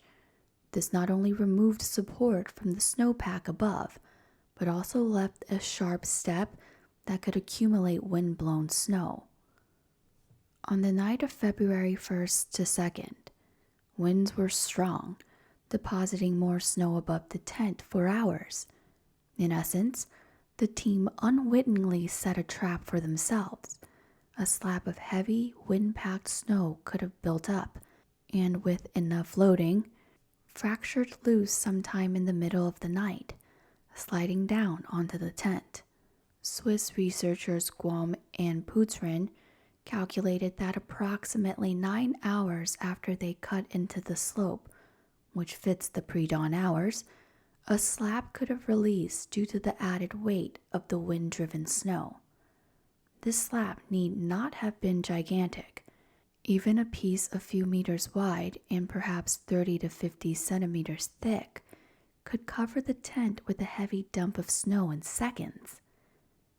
If you'd ever been inside a tent that gets hit by a snow dump, you know it's terrifying.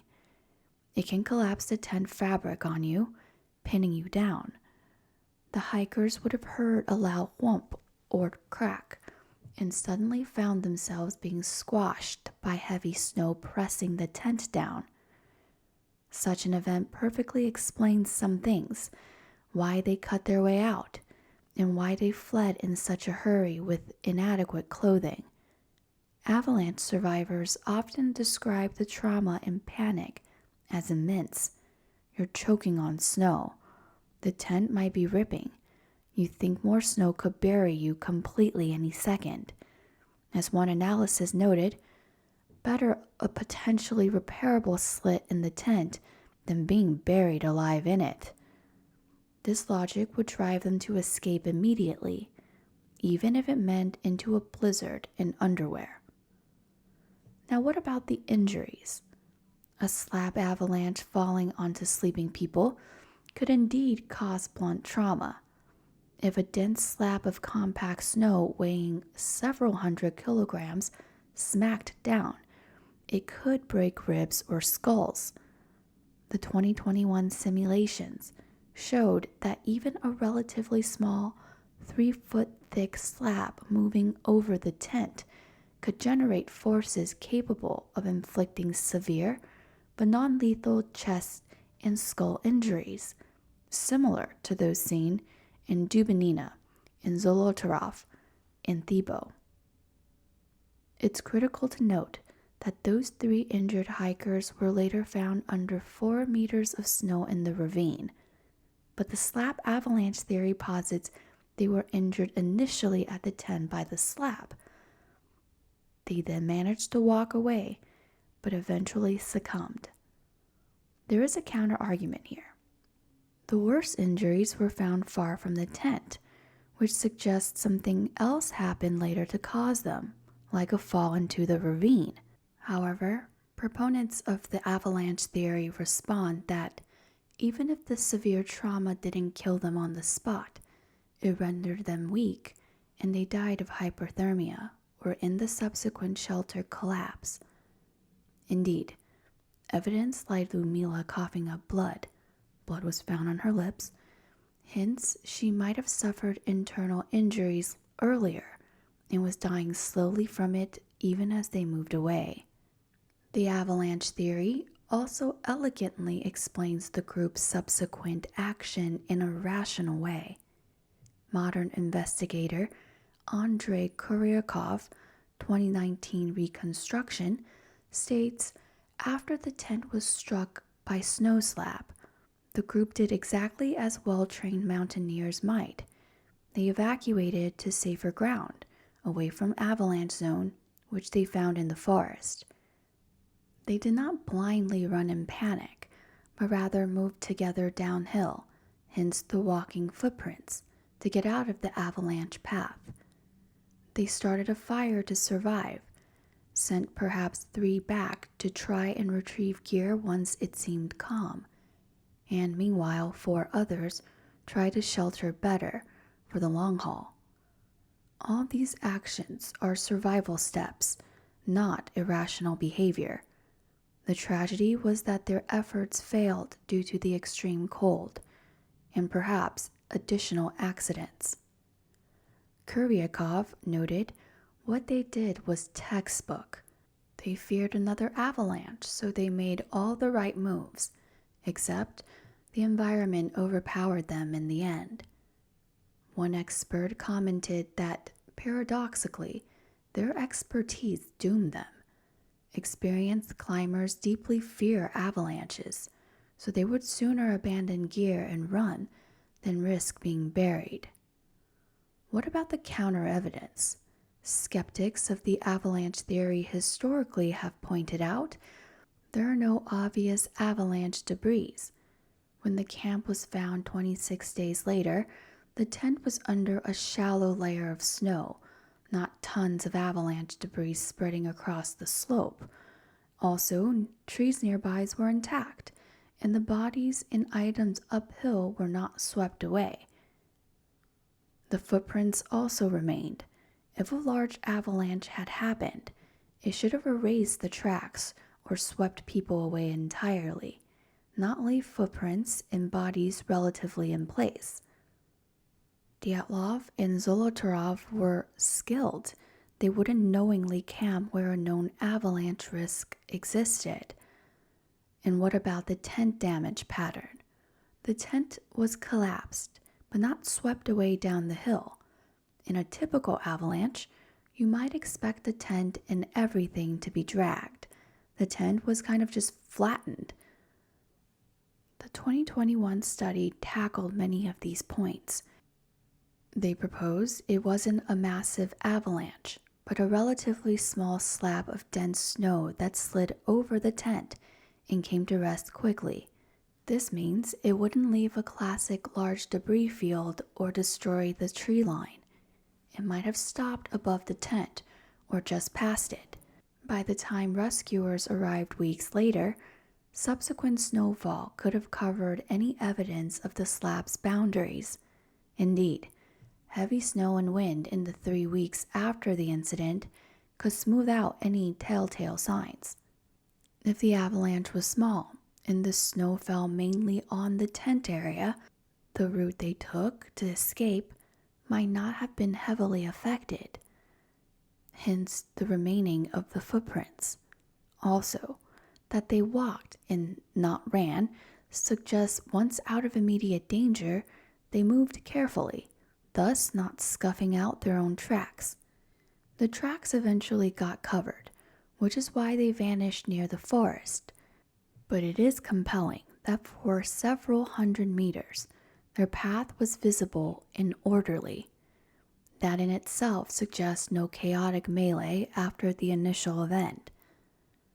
With regards to the experience of the hikers, even pros can misjudge terrain. The area wasn't known for avalanches, but as one avalanche scientist said, it's unlikely an avalanche, but it doesn't stop it from being the best explanation. I don't know what else it could be. Dyatlov thought the spot was safe. They camped just below a ridge, which does reduce avalanche risk, but not entirely. The avalanche theory regained official credence in 2019, when Russian prosecutor reinvestigated and concluded a form of slab avalanche was the cause. At a press briefing in 2020, they demonstrated how an avalanche could explain the hikers' actions logically.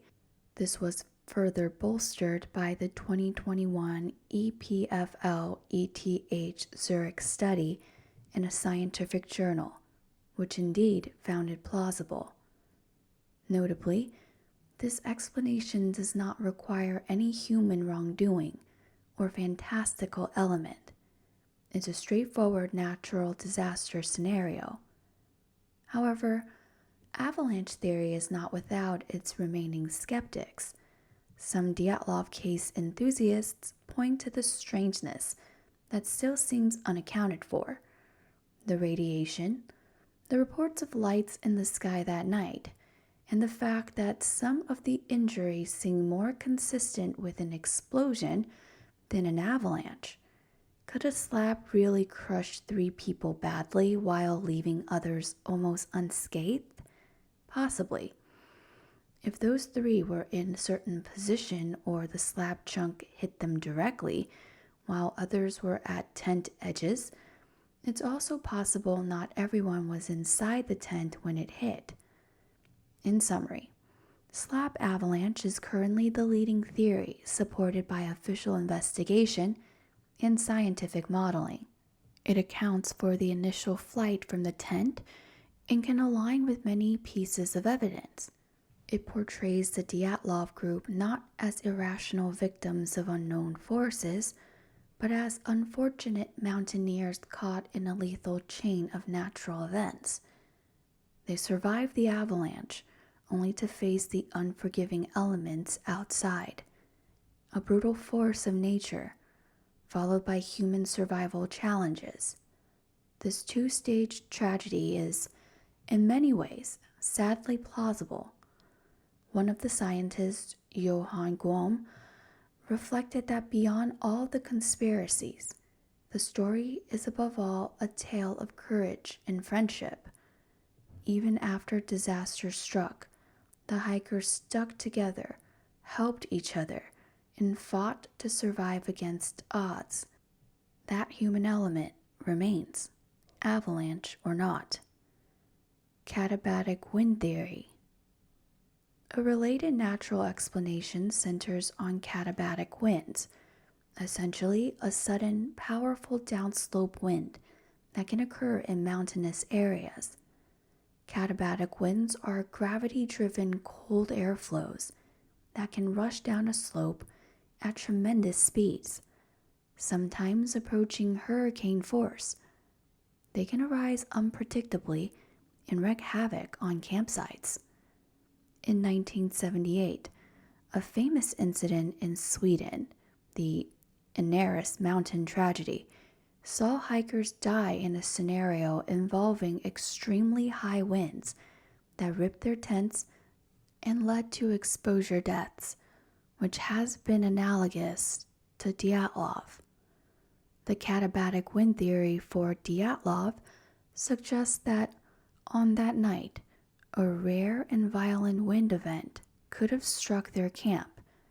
If the wind howling over the ridge suddenly turned into an intense gust or vortex, perhaps a mountain wave or a localized jet of air, it could have terrified the hikers by threatening to blow the tent apart, or actually doing so.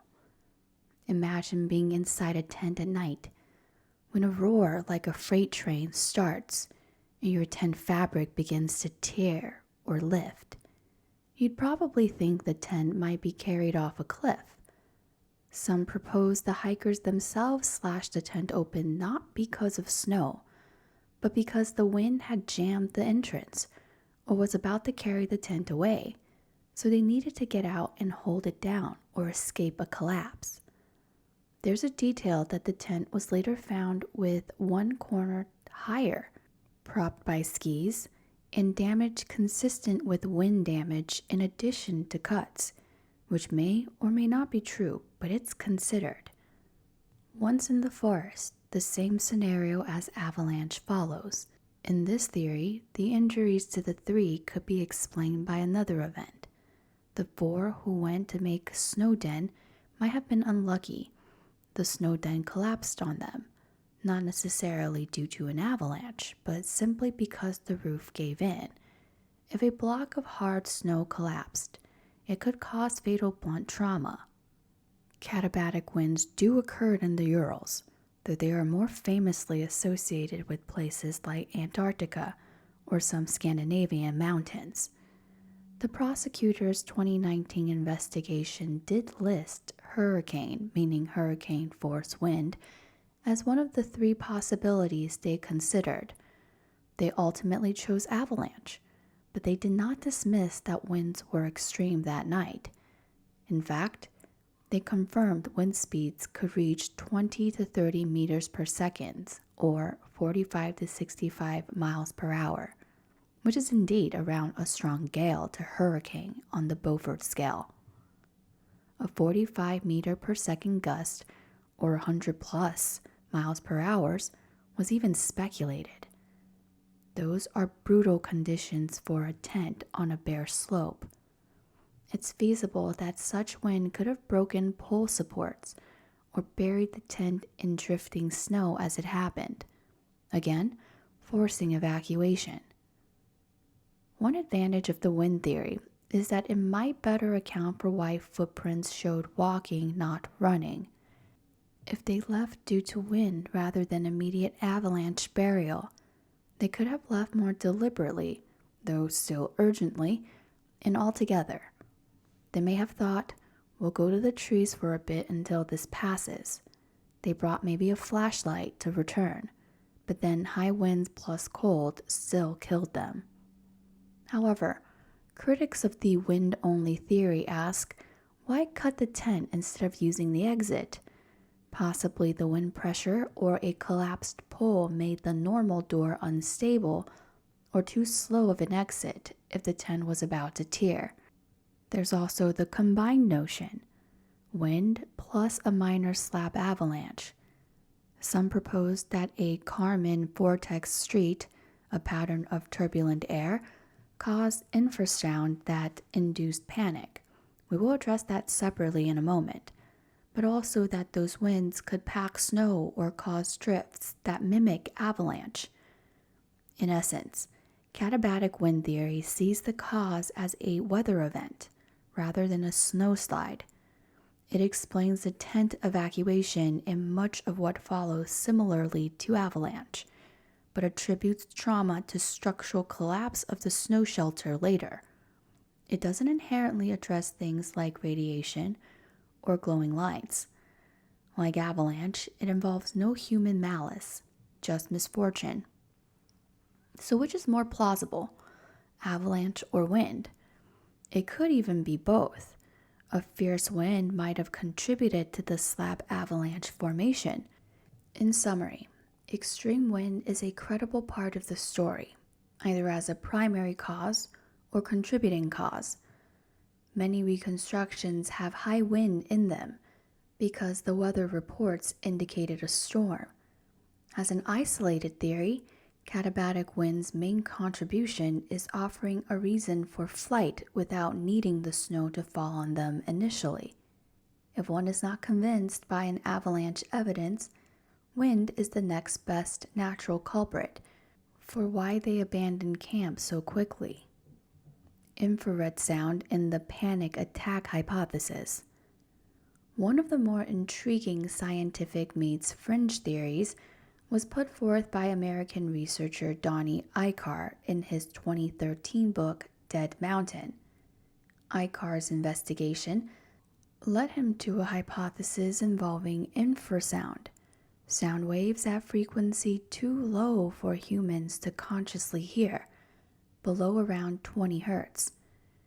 Infrasound has been rumored to cause feelings of dread or panic in humans in certain circumstances, as well as physical discomfort like nausea or headaches. How would infrasound occur on that mountain? Eichar proposed that the unique topography of Kolat cycle and the wind conditions might have created a Kármán vortex street, a repeating pattern of swirling vertices in the air. When strong winds flow around a blunt object, like a mountain or ridge, these vortices can form and shed periodically. This phenomenon is known to produce low-frequency vibrations, essentially an acoustic resonance. If the frequency is right, around 7 to 8 hertz, matching some of the brain's own frequencies, it could hypothetically induce unease or even panic in humans. According to this theory, in the middle of the night, the Dyatlov hikers were hit by this barrage of infrasound generated by the wind around the mountain. They wouldn't hear it like a noise, but they could feel it, perhaps as persistent pressure or drone that affected their inner ear and nervous systems. It might cause hyperventilation, an irrational sense of terror, and physical discomfort. Essentially, the theory suggests they were overcome by a mysterious panic without an obvious visual cause, which might explain why they fled the tent despite no clear threat. In a way, it's a psychological trigger explanation. Icar envisions that the hikers, in panic, tore out of the tent in whatever state they were, driven by an overwhelming desire to escape an impending sense of doom, even if nothing visible was wrong. Then, once they got far enough down the forest out of the infrasound generating pattern, the effect dissipated and they regained their composure and clarity. But by then, they were already in trouble, out in the freezing cold in these conditions. Now calm, they realized the deadly situation they were in, but it was too late to easily go back uphill to the tent in the dark. They tried to survive where they were. The traumatic injuries in this scenario are then explained prosaically. In their disoriented state, some of them might have accidentally wandered into the ravine in the dark and fallen. The 3 with chest and head injuries could have been the ones who fell 3 to 4 meters into the ravine and onto rocks, which could indeed produce those injuries, while the others did not fall and had less injuries. This theory is quite elegant in that it doesn't require an actual physical avalanche or explosion. It's a perceptual avalanche, so to speak. It uses a real scientific concept, which is not widely known, giving it an air of esoteric plausibility. It was popularized by Icar's book and a National Geographic documentary, but how likely is it really? The pros of this theory are that it explains the irrational behavior aspect while still assuming no human foul play or known hazard. It provides a cause for panic that leaves no evidence. It also accounts for why they would leave a safe tent without proper clothing. The concept of recovered rationality is embedded in it. Indeed, rescue officials were puzzled that everything after leaving the tent seems to show no chaos, footprint walking, attempts at survival, which is consistent with them making calm decisions once whatever scared them was gone. The cons of this are that the infrasound hypothesis is highly speculative. There's no measurement or proof that such a vortex street happened that night, or that it can produce a panic frequency to that extreme effect. It's a hypothetical possibility, but not proven. It attributes a lot to something that's never been documented, causing a whole group to flee. While certain military infrasound experiments or actual occurrences, like a well-documented case of infrasound making people feel eerie in some cave or causing nausea, causing 9 people to uniformly panic is a jump. One interesting supportive anecdote is that on Mount Everest in 1972, hikers reported hearing a strange hum and experienced weird sensations that made them leave a camp. It's not well documented, but infrasound proponents cite various mysterious fear instances in mountains, possibly due to wind acoustics. Nonetheless, mainstream science doesn't wholly endorse this as a primary cause. The infrasound theory remains a fringe but popular explanation because it's somewhat satisfying. It posits that the cause was real but invisible, making the hikers effectively victims of fear itself, induced by nature. However, One must note that Icar's theory still has to borrow aspects from other theories to fill the gap. After all, infrasound doesn't break ribs. It's worth noting that the official case file or later investigations did not consider infrasound. It's entirely an outsider theory, but it's not entirely outrageous. The physics of vortex streets are real. There's just no direct evidence one occurred exactly at Dyatlov's location. Hypothermia and paradoxical undressing. Before venturing into more exotic theories, let's talk about something definitely at play: hypothermia. It's both a cause of death and a factor in behavior that night. 6 of the 9 hikers died directly of hypothermia, which is cold exposure, as established by the autopsy. Hypothermia can cause people to act irrationally as their body core temperature drops and the brain malfunctions. One specific phenomena is paradoxical undressing, wherein severely hypothermic individuals feel intensely hot and start removing clothes, hastening their own demise. It's counterintuitive, but documented in many cases of freezing deaths. Some initial reports in later media speculated that maybe the Dyatlov party started taking off their clothes due to this effect, explaining the state of undress of some. However, investigators noted that most of the undressing had another cause. The 2 found in underwear by the fire likely had not undressed due to paradoxical heat.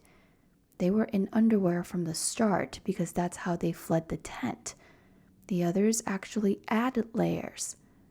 This suggests that at least some retained their wits enough to avoid paradoxical undressing, and instead took clothes off corpse to keep themselves alive.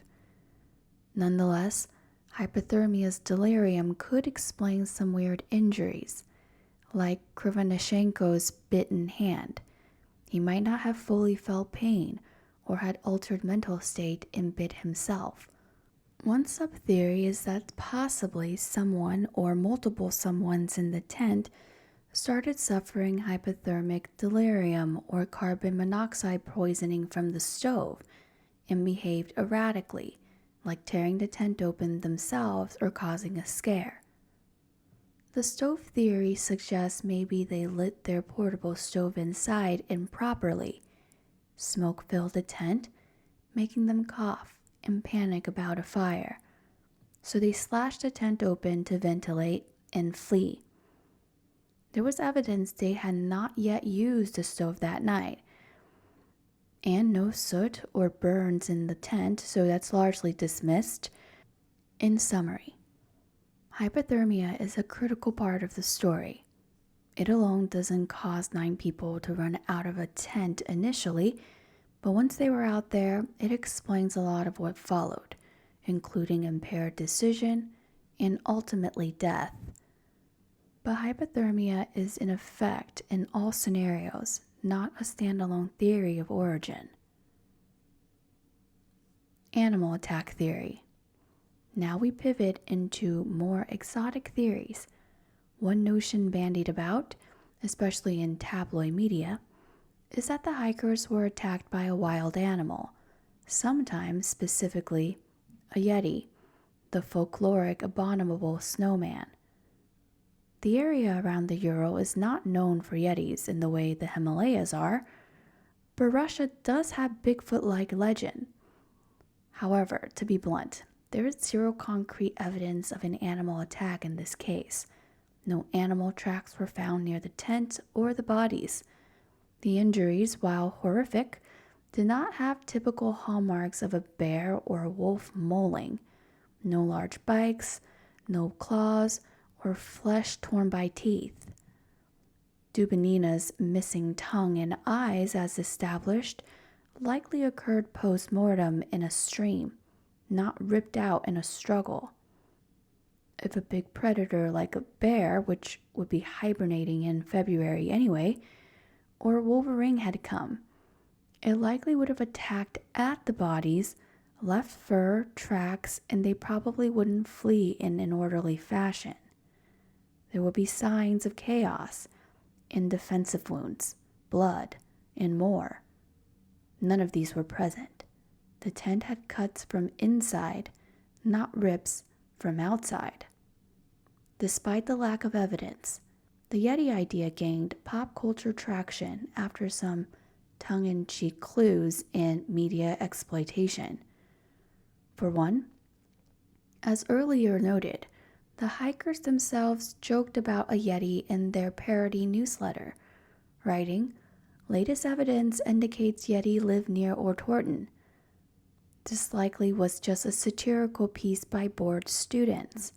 However, in 2014, the Discovery Channel aired a sensational program titled Russian Yeti, The Killer Lives, which insinuated a Yeti might have attacked the group. They pointed to one of the last photos on a roll of the camera left by the group, a blurry figure looming between trees. It looks like a person in a dark coat. They proposed this was a Yeti caught on camera, stalking the hikers. The New Yorker wryly noted that while the photo is famous, the blurry figure pretty clearly shows a member of the group. Indeed, when you compare heights and gear, it matches a person and not a 9-foot ape man. The Discovery show also blew up the detail of high Russian officials at the funerals into cover-up because of Yeti, which is an extreme reach. The families definitely never claimed Yeti. That was purely a later Western spin. So Yeti as literal cause is not credible, but it's part of the lore. If one were to entertain it, a Yeti or unknown creature scares them from the tent. They run, it perhaps kills a couple, and they freeze. But there's no physical evidence. Even the internal injuries, a pro-Yeti person could say maybe the creature squeezed or crushed them, hence internal crush injuries. But if so, you'd expect external bruising or fingerprint as well. Also, a creature would probably have finished them off or dragged them away, not leave them neatly in different spots. The investigators in 1959 specifically considered and rejected animal attack because no tracks or signs of predation except post-mortem scavenging on corpse were present. And local wildlife is limited, maybe small wolverines or foxes. A wolverine theory was once proposed, that perhaps a wolverine, a large mastelid known for strong odor, got into the tent, freaked them out, but again, why would that cause 9 people to flee instead of shooing it out? And no sign of that either, plus a wolverine wouldn't cause those injuries. So no, a Yeti did not kill the Dyatlov group. It exists mostly as an entertaining theory thrown around in books and media. The group's own tongue-in-cheek reference to Yetis ironically planted a seed that grew into a modern myth. In recent years, some Russian cryptozoologists claim Bigfoot-like creatures exist in Urals and tie it to Dyatlov, but that's widely dismissed.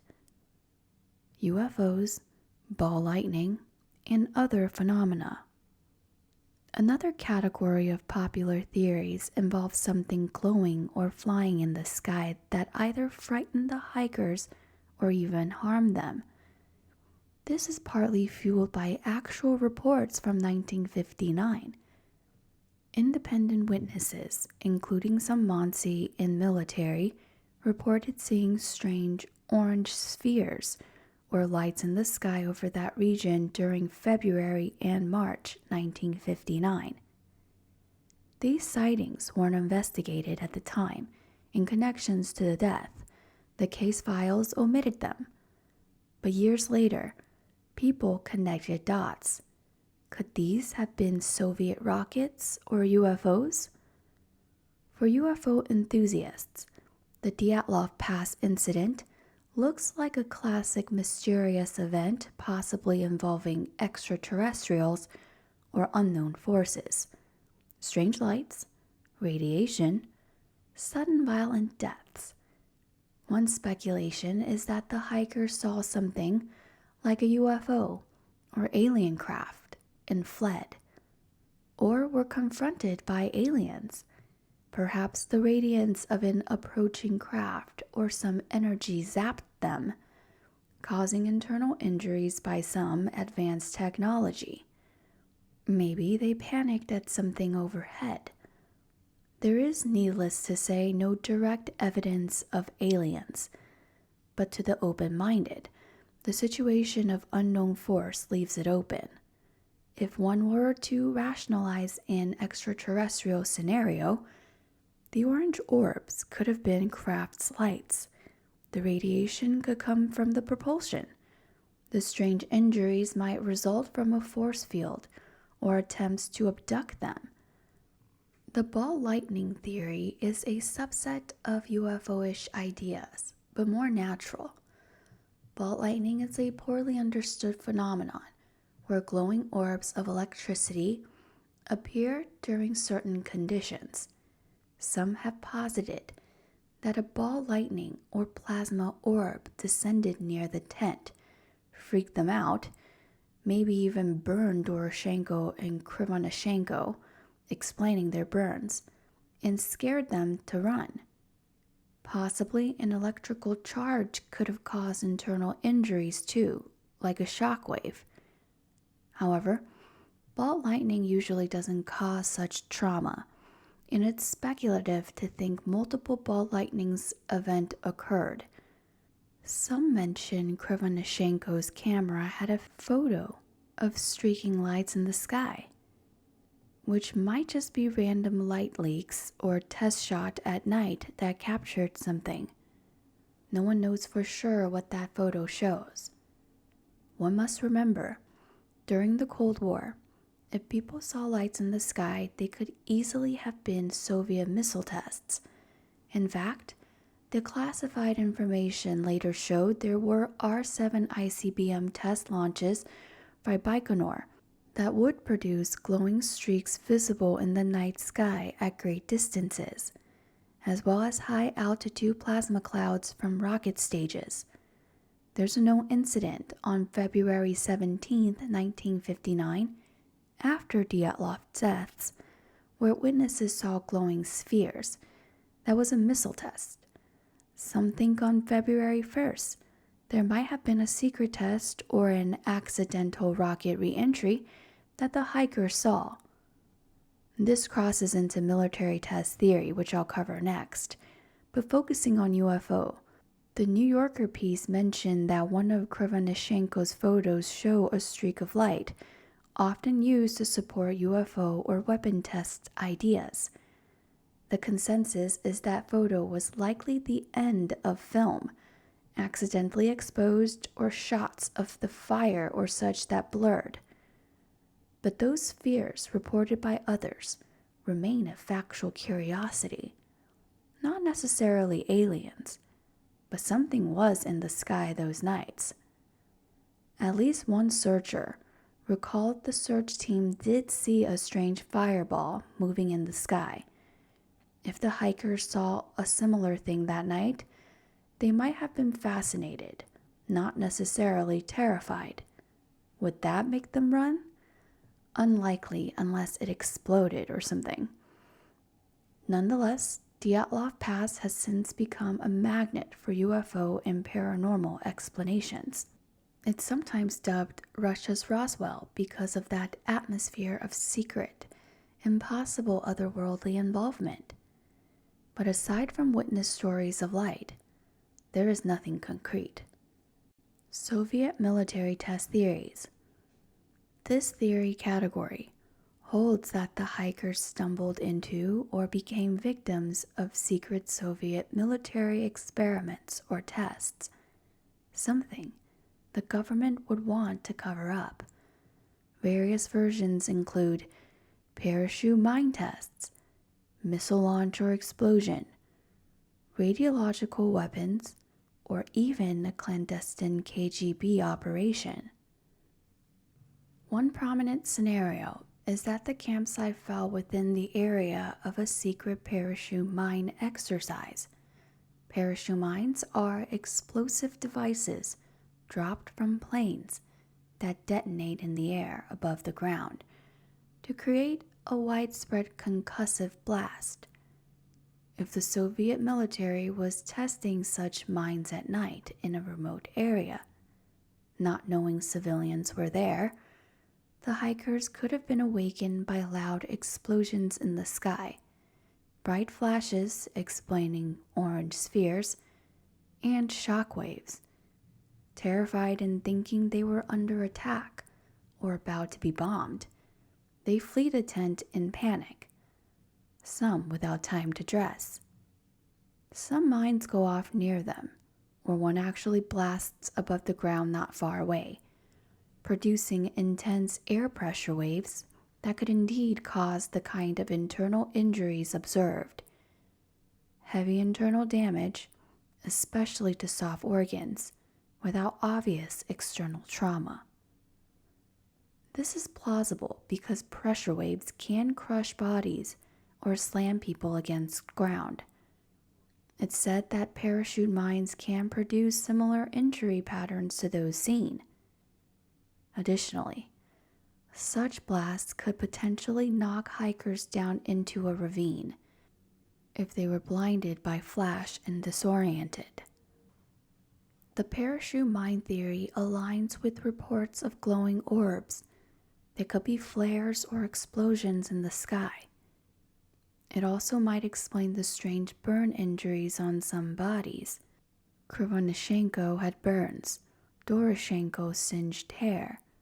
These could come from explosive heat or blast.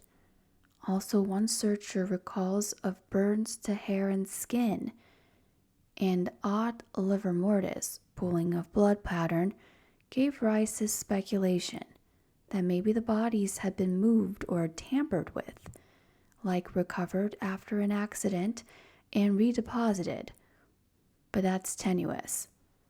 Supporting evidence for a military test include the area was actually somewhat near a Soviet missile launch site and was occasionally closed off for tests.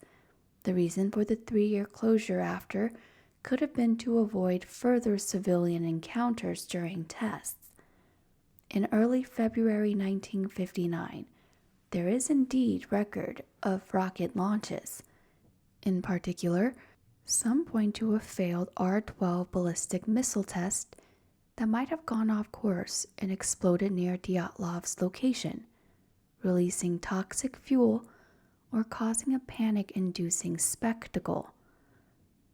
A recently published theory in 2023 suggests exactly this. A failed R-12 rocket caused a nitric acid gas leak, creating a toxic fog that enveloped the camp, which made them flee coughing in pain. The research team behind that theory, including a searcher from 1959, said that the tent had signs of chemical burns and that snow around looked melted weirdly. If true, inhaling nitric acid fumes could cause confusion and internal damage, lung burning. However, we don't have those autopsy signs reported. No mention of burnt lungs or chemical burns in bodies in the 1959 documents. But who knows if they looked for that? This new theory aligns with seeing a fireball and then a fog. It's an interesting hybrid of military and environmental cause, but it's quite speculative and not widely confirmed by evidence yet. It's based partly on retrospective testimonies and some new analysis of soil or metal fragments possibly found. Another aspect, the radioactivity on clothes gave rise to the idea of a radiological weapon test. Maybe they were inadvertently hit by a small radioactive dispersal device or walk-through fallout. The case files did mention that a radiological expert noted the levels on clothes would have been higher originally if washed by water for months. If the military was testing some kind of dirty bomb or had a nuclear accident overhead, like a failed upper atmosphere nuke test or a satellite, it could deposit radiation. However, an important detail: the known nuclear disaster, Krimstem, 1957, had contaminated one hiker's clothing already, which is a more mundane explanation for the mild radioactivity. Also, only some clothes were affected, not all, not consistent with a big nuclear event on site, which would coat everything. Perhaps a simpler notion is they saw something they weren't supposed to, like a secret test aircraft or missile, and the KGB eliminated them. But the evidence doesn't show human violence by weapons or guns, so direct murder by soldiers is unlikely, and there's no sign of bullet wounds or binding or such. That said, one theory even imagined a KGB secret mission, that some of the hikers were actually KGB agents carrying out a drop-off of radioactive samples to CIA agents, using the hiking trip as cover. The theory goes that the meeting went wrong, or they were intercepted by enemy agents, resulting in a confrontation in which the hikers were killed. This is highly speculative spy thriller stuff with no evidence in the case files. It tries to explain radiation in the secrecy, but it's entirely conjecture. As far as we know, none of the hikers had that kind of background, except Zolotarov had military history, but no evidence of being in intelligence. The reason military test theory persists is partly because of the Soviet secrecy at the time. The files were secret. Officials gave minimal explanation, and later one of them, Ivanov, hinted he was told to bury the mention of flying spheres. People interpreted that as the government knows something like a weapons test and hushed it up. It's certainly possible the government did know of rocket tests, but couldn't speak due to the Cold War secrecy. In 1959, admitting a military accident could have serious internal repercussions, so stamping it unknown force was convenient. If indeed a secret test was responsible, the truth might remain classified. However, with time, many Cold War secrets have come out. No direct documentation has surfaced showing Missile X malfunctioned and killed hikers at latitude-longitude, so it's circumstantial. Between these, the parachute mine scenario is one of the more favored among those skeptical of avalanche. It accounts for loud sounds. There are recollections that locals heard booming noises that night, but not fully verified, and the heavy injuries via blast pressure. A blast above them could also flatten the tent without leaving shrapnels or burning it, explaining the collapse. Also, parachute mines detonate above ground, leaving less obvious craters or damage on ground, which fits the subtlety of evidence. One might ask, if mines or bombs went off, wouldn't there be scorch marks on clothes or trees? Not necessarily. Summarizing the military cover-up theories, they offer explanations for the strange lights, the internal trauma, the orange skin tanning, radioactivity, why the tent was cut open, and why the records were hidden. It's a compelling package if one likes conspiracy angles, but it's also possible a lot of these alignments are coincidental or overstated. The Occam's razor could still be avalanche, no cover-up needed, just an unfortunate accident. However, keep in mind, even the official avalanche scenario acknowledges at least that the government reopened the case to settle rumors. They concluded no crime, no test, just avalanche. Some families still doubt that and lean to other causes. For example, Yuri Kuntsevich, head of Dyatlov Foundation, believes something like a rocket or weapon was involved. Many Dyatlov researchers have their pet theory, some staunchly in avalanche camp, others in military test camp, and even a few in the fringe Yeti camp. Other unlikely or combined theories. Lastly, let's cover some minor theories or combinations. Accidental fighting or conflict within the group. Perhaps a drunk argument, they did bring some alcohol but very minimal, turned violent, or a love triangle sparked a fight, injuring some, then they all died in disarray. ICAR researched this and found nothing suggesting serious interpersonal conflict. Diaries show camaraderie. Also, massive chest fractures can't come from fistfight, and everyone loved and respected Dyatlov's leadership. So this theory is implausible and was dismissed by those who knew the hikers. High winds blowing someone away.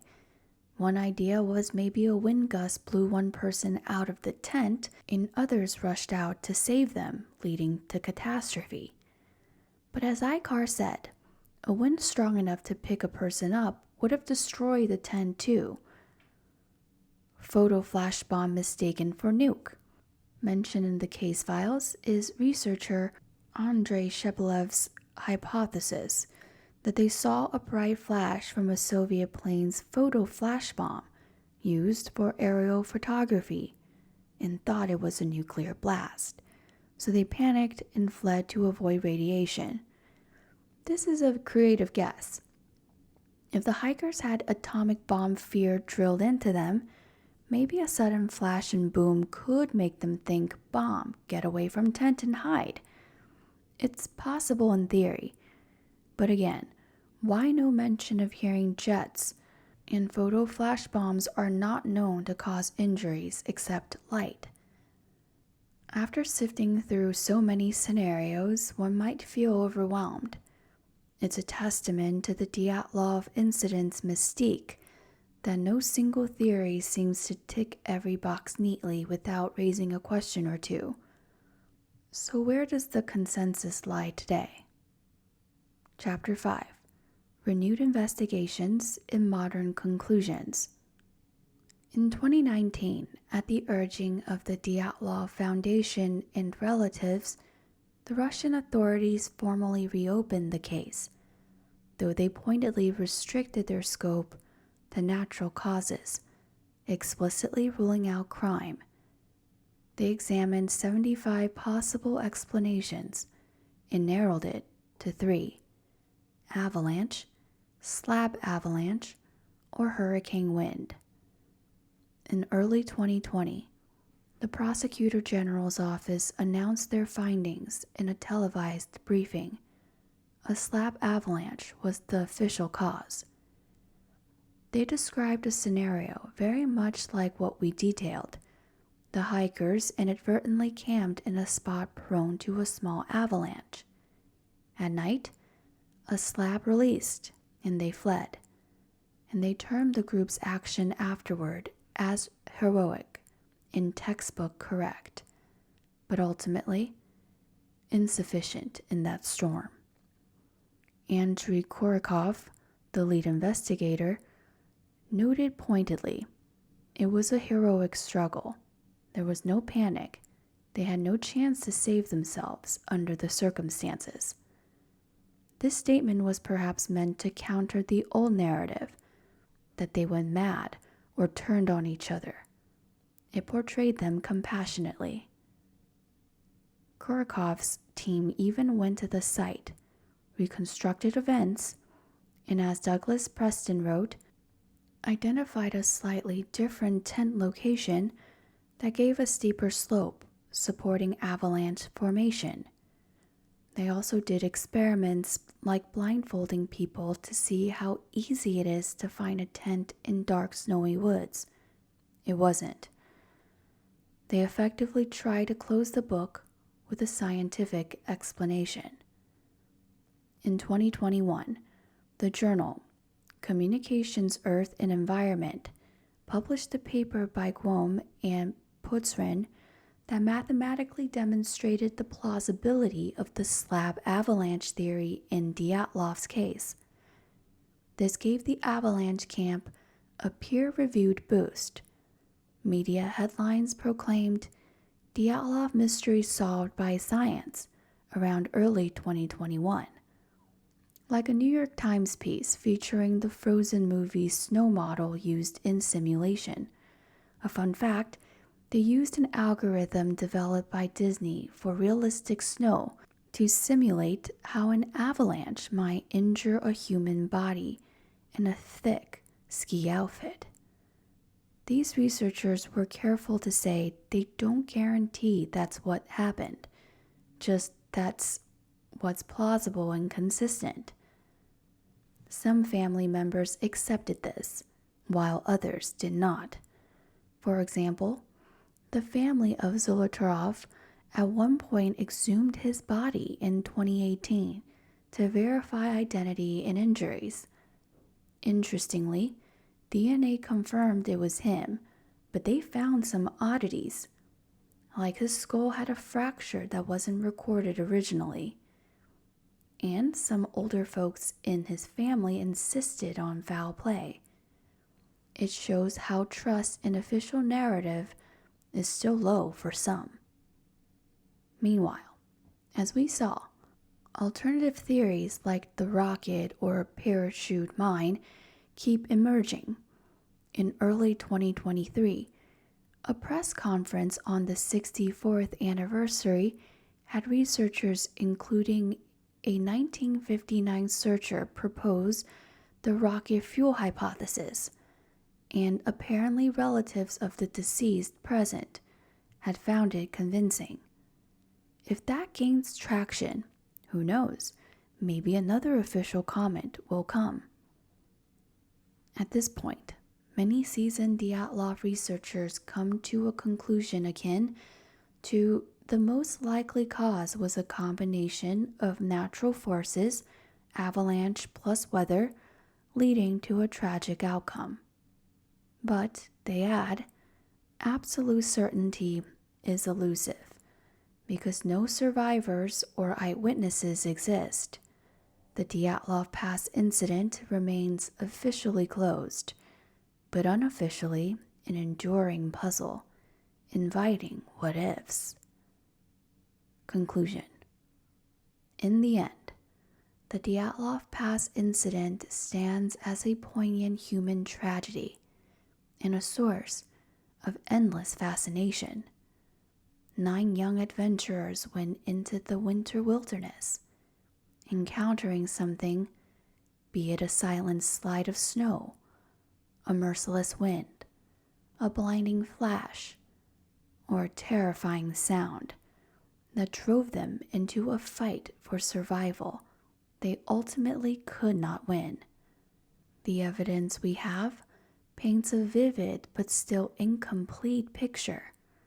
A torn tent on a lonely mountainside, footprints in snow leading to dark trees, bodies huddled by ashes of fire, others lying cold and battered in the ravine.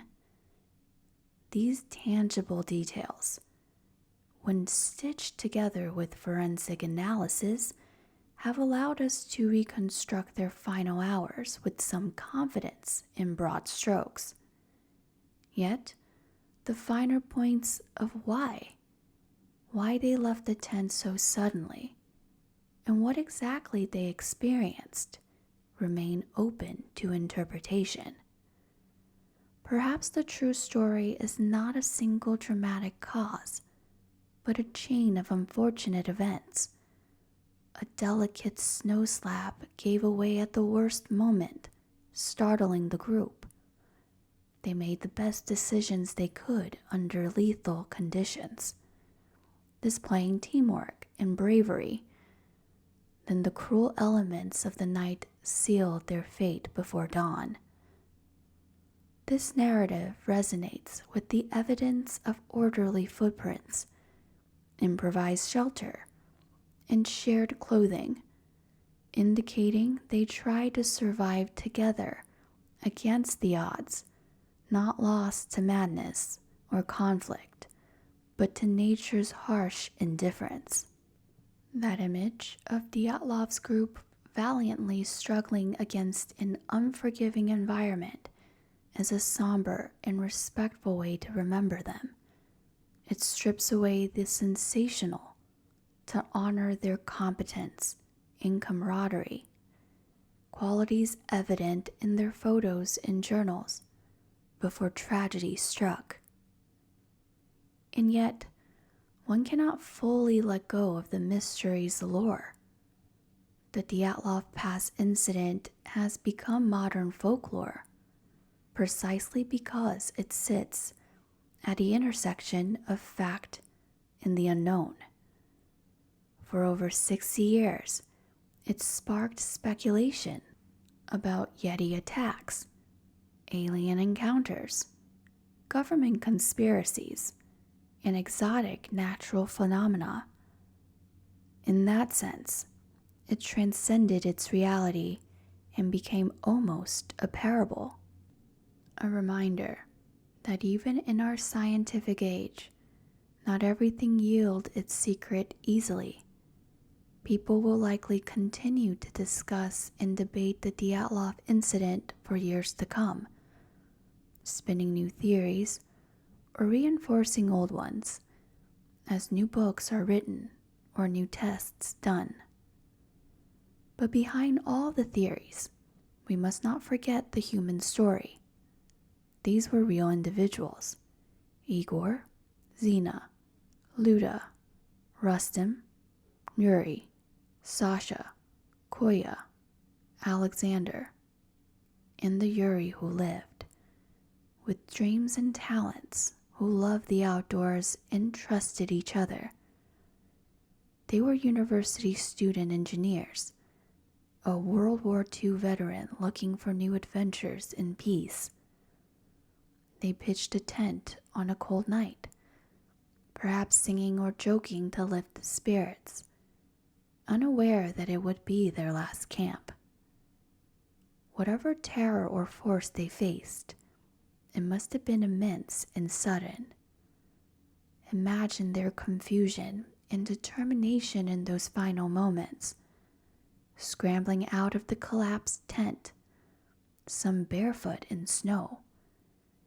Igor likely shouting to regroup at the tree line, huddling by a fire, sharing the last scrap of warmth.